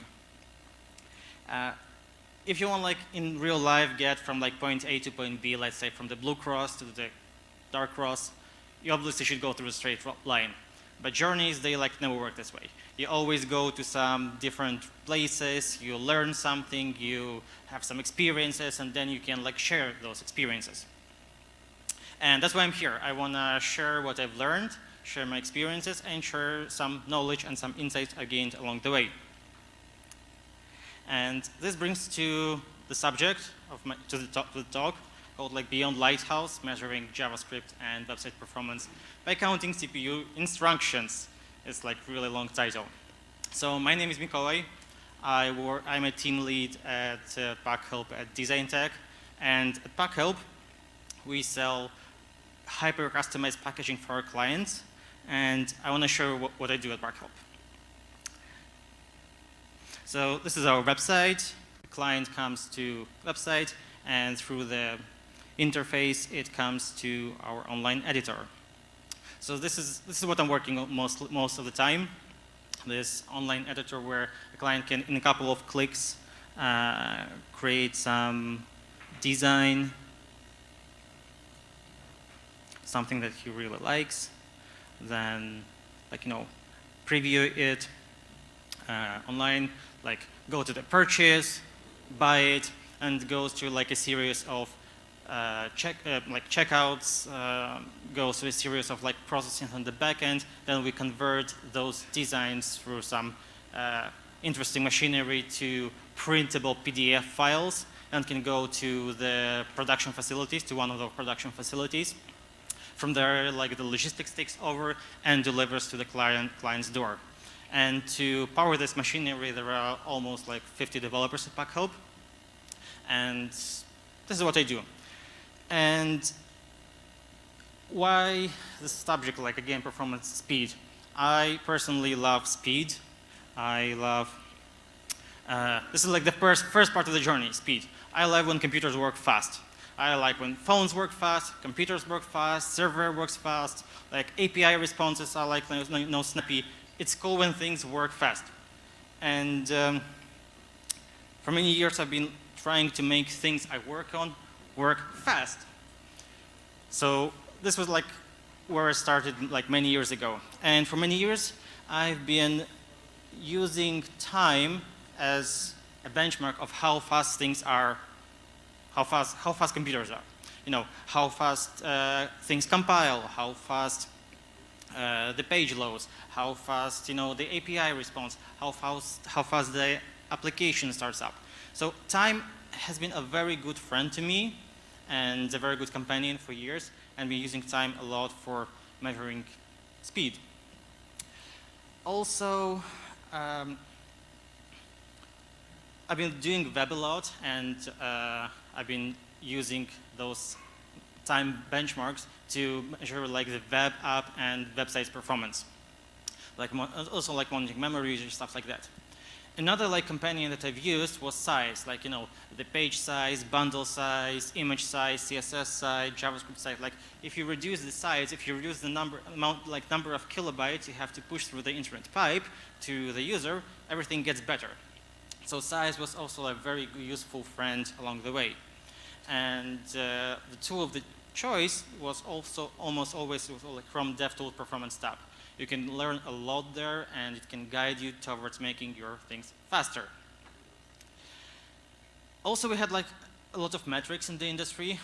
Many years ago, probably one of the first things that started was something like Google Page Speed. Many of you remember it. And it kind of measured your website performance from like a server standpoint. Then it evolved, and we started to see RAM metrics that kind of like, you know, monitored real users, like RU, monitor real users and reported this data back to the server, so we knew how fast things work on real people's like devices. That's cool. And then we had some evolution, and like we had some what we call like rail model. They started to think, okay, things should go fast, but the core is experience. What it would be like better if user could see not a blank screen for 2 seconds. So start to measure things like user experience. And this was all amazing. And then came Lighthouse and like swept the stage. It is super amazing tool to capture a wide amount of like performance and speed and experience related data in under like one very nice umbrella.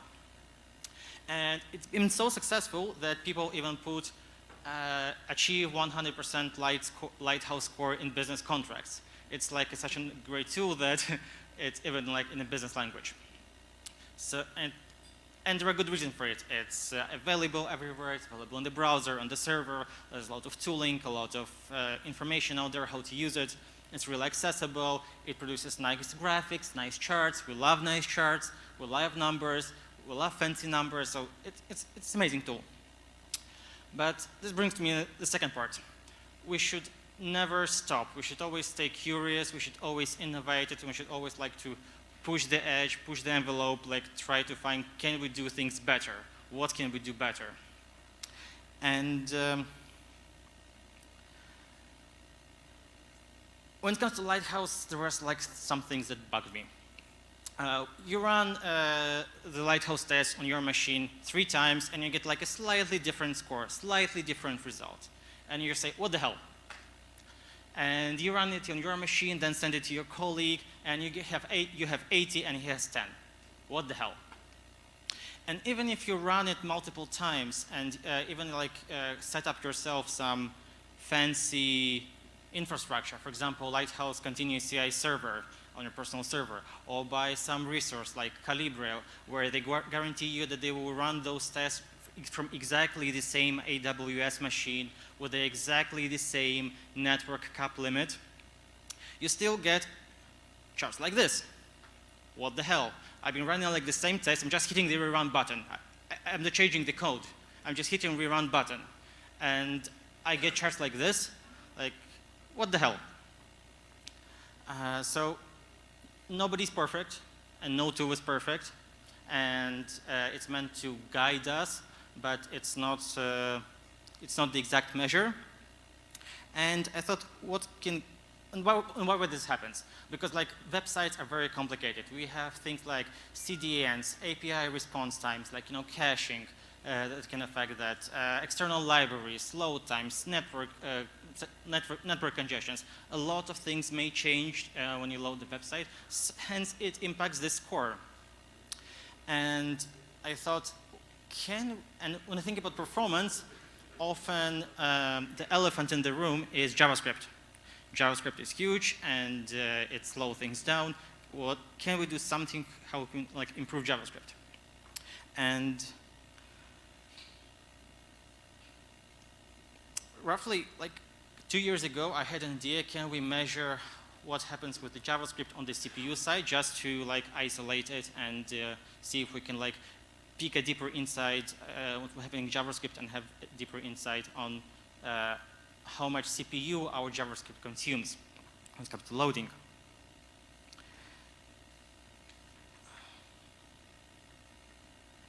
So like so there's like another part of my journey. So I said, okay, let's peek into the CPU. So I started peeking into CPU and thinking what's happening with JavaScript, right? For example, our browser like downloads it, evaluates it, creates an abstract syntax tree, like converts it to a machine code, then reevaluates it, then just-in-time compiler analyzes the hot functions and like optimizes them, produces new machine code and like evaluates them. It's like this guy up there, like the CPU is doing a lot of work. And I thought, can we somehow measure this work? And many years ago, probably remember there was such a computer called like Deep Blue, that defeated Kasparov in chess. And I checked, it had something around 11.5 gigaflops of computing power. And I thought, how many gigaflops we need to run our JavaScript? How many Deep Blues we need to run a website? Because I think right now the phones in our pockets are approaching like teraflops or something. So like many Deep Blues are in our pockets, and our websites don't load like really fast. Why the hell?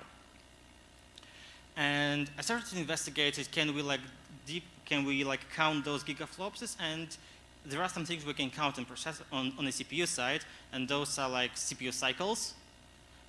You know them like by gigahertzes on your computer, and like CPU instructions, the actual work that CPU is doing during those cycles. And I learned that, first of all, CPUs provide a lot of insights into what they're doing. That's first thing. And the second thing, that Linux kernel has an amazing support and a great tooling to peek inside. What I also learned 2 years ago, that Chrome has developed like a connection between the kernel and the Chrome to communicate, and Chrome is pulling data, can pull data from the kernel to can pull the data. So I configured it and run this node in GJX with a perf tool, and I saw a number of instructions that this program needed to run. And this was like fascinating. And this thing like stuck in my head. Okay, we can have this magic number of instructions our program needs to run. It's not perfectly stable because CPU is like more probabilistic than deterministic. We have things like cache hits, cache miss, like branch misprediction, stuff like that. But it's a number. Maybe we can do something with it. And I did nothing for a year with that. It just stayed in my head. Another year passed, and I gave it another thought. Maybe we can actually do something with it. And here comes like an interesting part, like action. What I did. So a couple of months ago at PackHelp, we decided to create a team called Speed, and we found like a very nice Sonic the Hedgehog logo for it. And the interest in the subject in me like rekindled. I thought it would be like really nice idea if we could like investigate this subject, whether we could use this instruction counting for website performance analysis. But first I want to like tell you why would it matter? Lighthouse is amazing. We should all use it and we should all guide our decision, but maybe we could have some complementary metric and that could give us insight with every commit whether we're moving our code in the right direction. If we make a change, commit it to a CI, you see this number go up or go down, maybe it would be like more stable than Lighthouse. That's like a hypothesis as I'm trying to test, and some tooling I'm trying to develop to test it. So first of all, like to make these things happen, what we should do? We should first enable, like make some changes in the kernel monitoring. So we start this perf event paranoid config, and this this is like a front-end developer conference. We're going into kernel level and V8 source code here. So we configure the kernel to enable the CPU monitoring. The next thing what we do, like we can learn about more what this does. What basically says allow software to monitor CPU, like count CPU cycles and instructions. The next thing we do, we can learn what metrics it provides us, the kernel. And this one is like the most interesting. It provides us the number of instructions, meaning like actual amount of work it did to run your process. And Linux has like a great perf tool that you can like run any command, like ls, your program, Ruby, whatever. It's universal. It doesn't matter if you like want to profile your Webpack build. You can like perf Webpack build and see the number of instructions you've consumed to run your Webpack build. Pretty cool. So you install it in some way, some dependencies, like yada yada. And then a lot of metrics like start to be like they're available for you from this point. And you can run. You run like this. You run like perf stat, then you select the events that you're interested in from the list you've seen before, and then you run your program. And as a result, you have data like that, a number of instructions. Interesting. It's the numbers you saw earlier. So it's even like have like some statistical like repeat to see the flakiness, and if you run like your programs a couple of times, you see that like it's pretty stable on the instruction part. There's like 0.3% difference. So it's interesting that this metric might be stable, and this is fascinating. So let's try to run it. Live coding is really stressful. So first of all, I want to show you like a very simple website. It's a website where you, it's a website with a Fibonacci counter, nothing special. Oh yeah, sorry. Yep. No, it doesn't work. I don't know why. Like new version or something. Yeah, I'll just. All right, I hope you guys see it well. So it's simple Fibonacci counter. What it does is, yeah, you in the URL param you provide like the index, and it just. So it's a simple website that can like generate some load on a CPU. Very very simple. Next thing that we have is a Node.js script to run Puppeteer and load the provided website via URL. So if we take this input, it in the terminal. Terminal. Fine. It's connected to a live server. I hope it works. Yeah, we've just counted. We've counted the number of instructions of this website through Puppeteer. And this is interesting that suddenly we somehow can see how much instructions we consume for running websites. And we can change the number, 40, and probably get a different number. Okay, we had 2 billion instructions, and here we have like 20 billion instructions. Much more.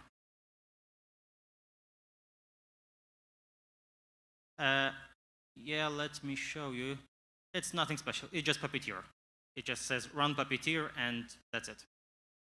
Yeah.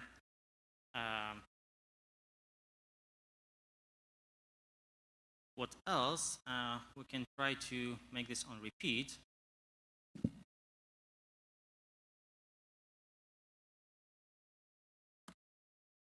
And see this table I showed you before. Anyone wants to test their website?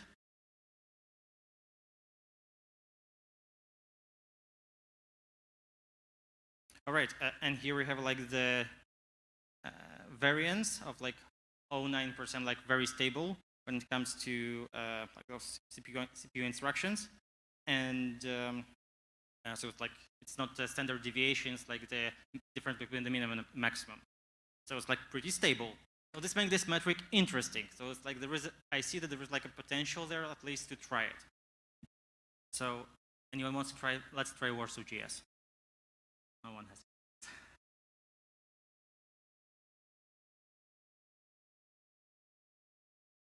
No. We don't want to wait till tomorrow. Nobody got time for that. Okay, so like WarsawJS, I think you have 33 billions of instructions to run the website, and it's interesting, just interesting. So what else can we do? So we finished like configuring the kernel. We've played a little bit with perf. Now let's go to Chrome. We know this tab. We know this Chrome Performance Dev tool, and we know all those events. We know that we can export them into JSON, and we know. And Pavel will show us how this JSON looks like with all this events data, timestamp, stuff like that. It's fascinating. And what the Chrome team did a couple of years ago, 2 years ago, they said, "Hey, it would be interesting if we could pull the data from the kernel about the number of like hardware instruction cycles we consume during the execution, and somehow integrate that into this trace file that this like performance like Chrome tracing produces, basically." And 2 years ago, there was like a pull request to Chrome project. It was kind of abandoned. They did it like kind of halfway. They didn't do it to the end, and you know you're really into front-end when you're like debugging or like browsing a lot of like C++, Chromium, and V8 source code, because there were like problems, and I thought like there was something like, if you run this on Mikołaj's machine, just don't run it. And I was like searching in like Chrome code, and it appeared that there were some issues when in headless mode. But what they did is they added a flag, enable thread instruction count, to Chrome, and if you run it with this flag, it will decorate this trace JSON with instruction counting if it's enabled on Linux in the kernel, and if Chrome has access to it. And I said, wow, this is so cool. I have to try it. So this is what I did. We can run this both in Puppeteer mode or natively. There's like 2 ways to do it. And this data, like you know this data, like all those like evaluate JavaScript, evaluate this function, evaluate that function. Now it suddenly you decorate it with those events with a new metric, and this metric is called. Oh, first of all, yeah, in those events, in those trace files, you can find normal event like like DOM content loaded with timestamps. This is probably things you know. But the interesting thing is this TI count thing. I'm not sure if you see it. This is like the most interesting. After running some task or events, it records the number of instructions the CPU consumed to run this process. And you have information about like process ID, thread ID. Suddenly we have this information. It's not so readily available. It's not really that easily parsable, but it's there and we can play with it. So let's do just that. So I want to show you.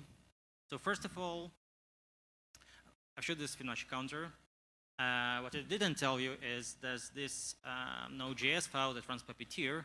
It also runs Puppeteer with those instructions, instruction counting turned on, and was like producing those JSON files. And those JSON files, they look something like this. What I showed you. So, for example, we have a lot of this TI count metric, and if we scroll through it, I'm sorry, people online who like video encoders would kill it. I'll try to slow it down. We have a lot of those metrics in this trace JSON file. There are some events that don't have this metric, and they're like really important, but many of them have.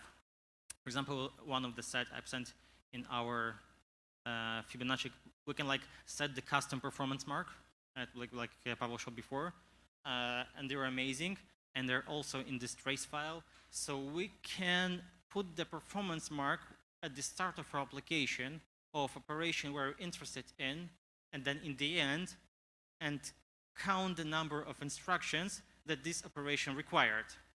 So not even for the whole website, even just for some of the operations. And it's insane. And I wanted to really test it, and I wrote like a couple of parsers for these trace JSON files. Long story short, here is a demo.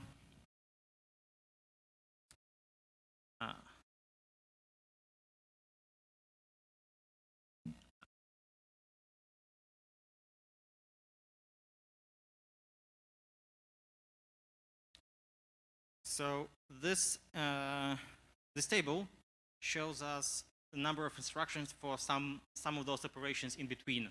So it sneak peeked into those event files, also like three traces, and it was like traced from the start to the end of those Fibonacci counting. And I said, wow, this is amazing. We can like have a very interesting metric. So what can we do with it? This is more or less where we are right now. I thought, okay, this is interesting, but let's. I never like tend to finish the task like the half. I never like finish the application all at once. I try to like make all the elements like progress at the same time, like to like so it's progressive JPEG for all the elements. So I said, okay, even if we like extract all this data, what can we do with that? I thought, well, CI would be a very nice idea to have it. If we could extract this data and put it on CI, I thought, okay, let's try it how it feel to make like a CI configuration. So like created some scripts to test it on our like Headstorm servers. And this is like code from our GitHub action YAML config. Let me show this to you. Oh, by the way, here is this PR. Show this to you. It's trace.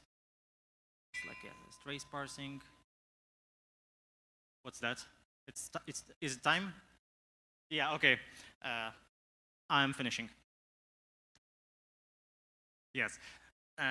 And we've tested the CI setup, and I really liked what I saw because on CI server, like on our Datadog, I could like see the number of instructions that we've used, and I thought, wow, this is amazing.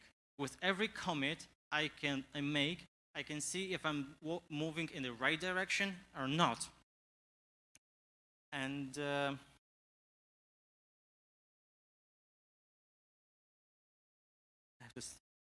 so what's about the future? And this is not the end of the journey. there is still a lot of work to do. Our goal is to finish up this tool and tooling and provide and like share this information, share this knowledge, to open source those like tracing, parsing, publish some guides, some slides and how-tos. So everyone could at least try to measure how many instructions their like websites or apps consume. And the goal is like not to replace obviously Lighthouse or anything like that. It's a goal to give an opportunity to at least make it and play with it. And this is like what we wanted to share. This idea that it could be another interesting metric that we can use to measure our performance, to measure speed, and like to enable that with every commit, you can see whether you're moving in the right direction or not. So this is it. Thank you for your time.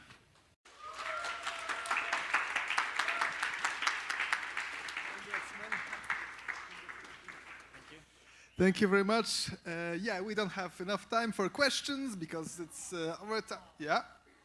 All right. So hands up. Who has a question? Okay, Daniel. So you go first.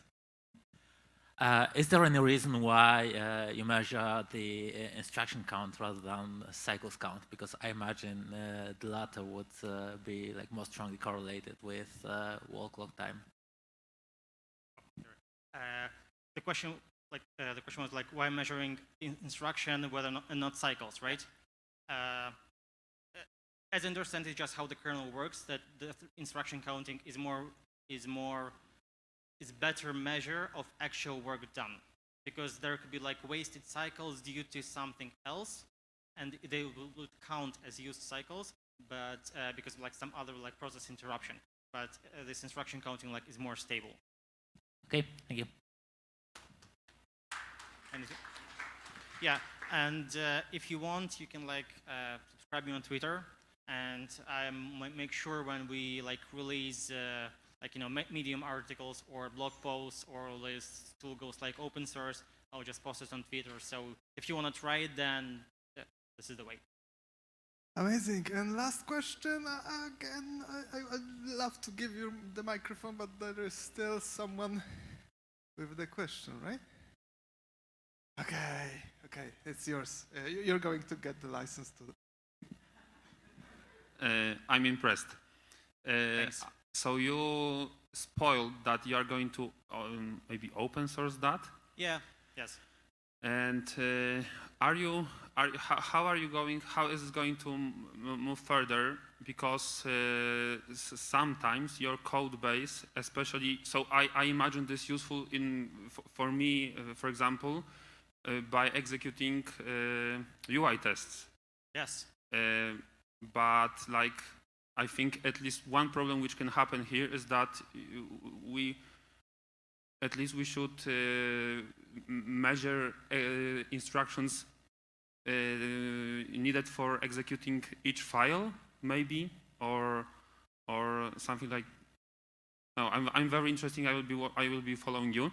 And second question, because this is only Linux, and on Windows you could just if somebody would be interested, you can do something like DLL injection to Chromium process or any headless. Or just open APR, because like both Windows and Mac OS, they enable like the same capabilities, but no one like wrote code. I've like checked it, and like no one just wrote code for Chromium to make it available on Windows and Mac OS.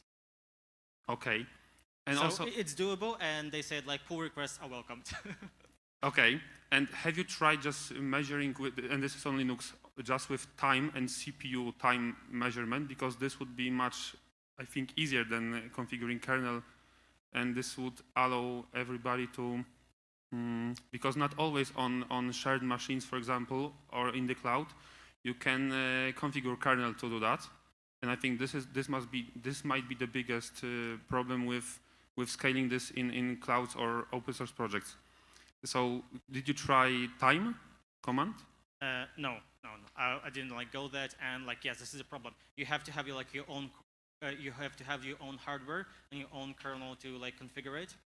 And like about the first part of the question, it's interesting because those like metrics and insights, they give you a lot of even single function executions.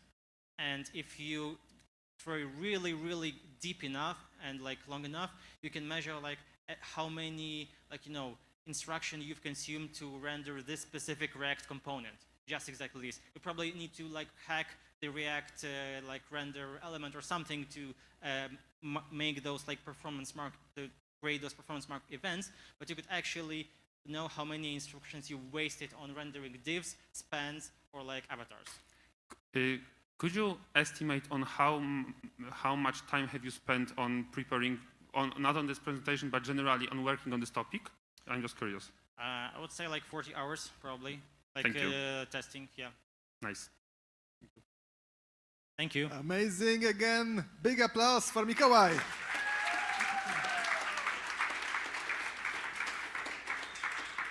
Thank you.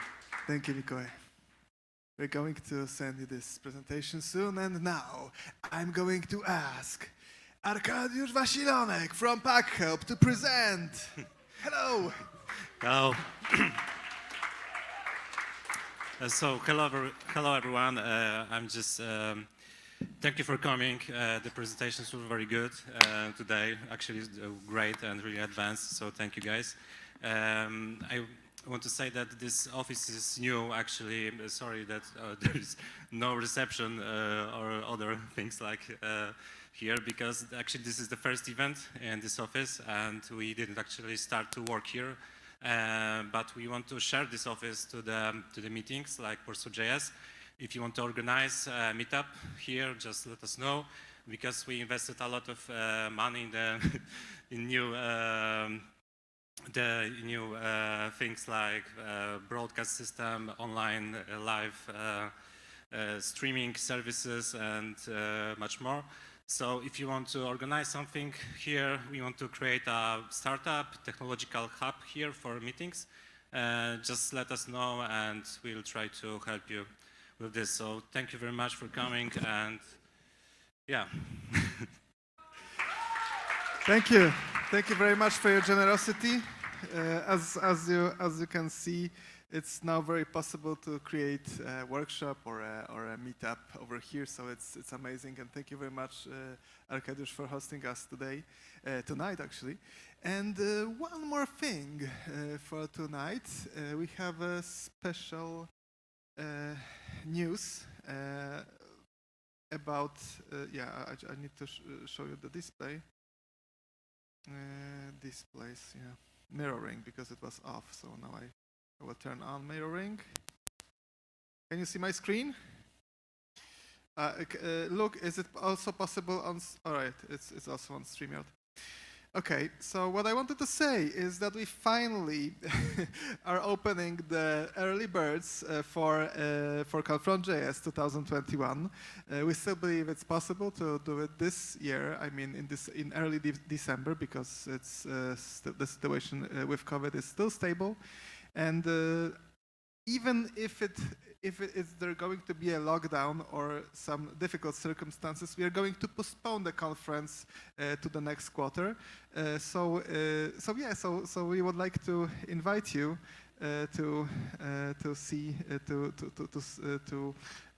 get the first early birds for our conference. I think it's possible, Lou, to start it now. This video.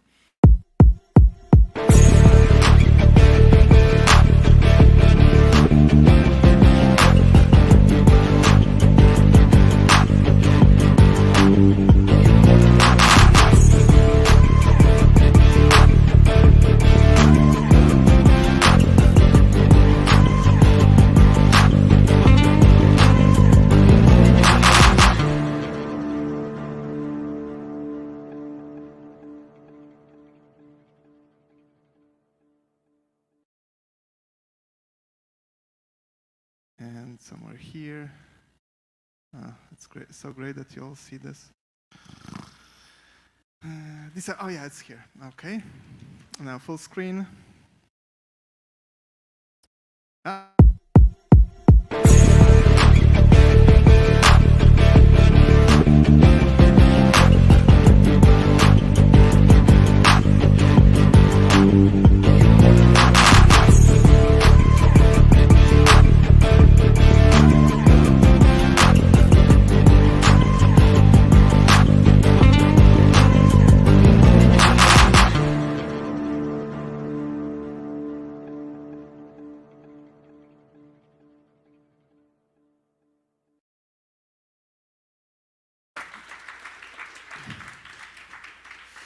Thank you very much, Barry Salone, if you can hear us, for creating this music and this whole jingle of Confront.js. It was all of his own composition. That's I think it's absolutely amazing, because Barry Salone is also going to be master of the ceremony. So he's going to be the MC of the whole conference. And Avital already promised to come and be have the opening talk, the keynote. So what I wanted also to tell you is that we are opening now the Confront.js tickets, early bird tickets. It's rather a kind of investment now, because the pre-early bird costs 190, and it's for the whole one-day conference with 2 tracks this time. And it's possible now to buy, unless we still don't know the lineup. We only know that Avital and Tejas are going to be there, but we don't know exactly who's else going to be there. So we are going to open also the call for papers very soon.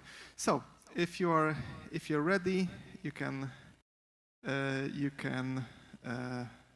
buy the tickets, invest, believe in us, and support our community with this. So that's all for today. Thank you very much, and have a nice evening tonight and networking. Thank you.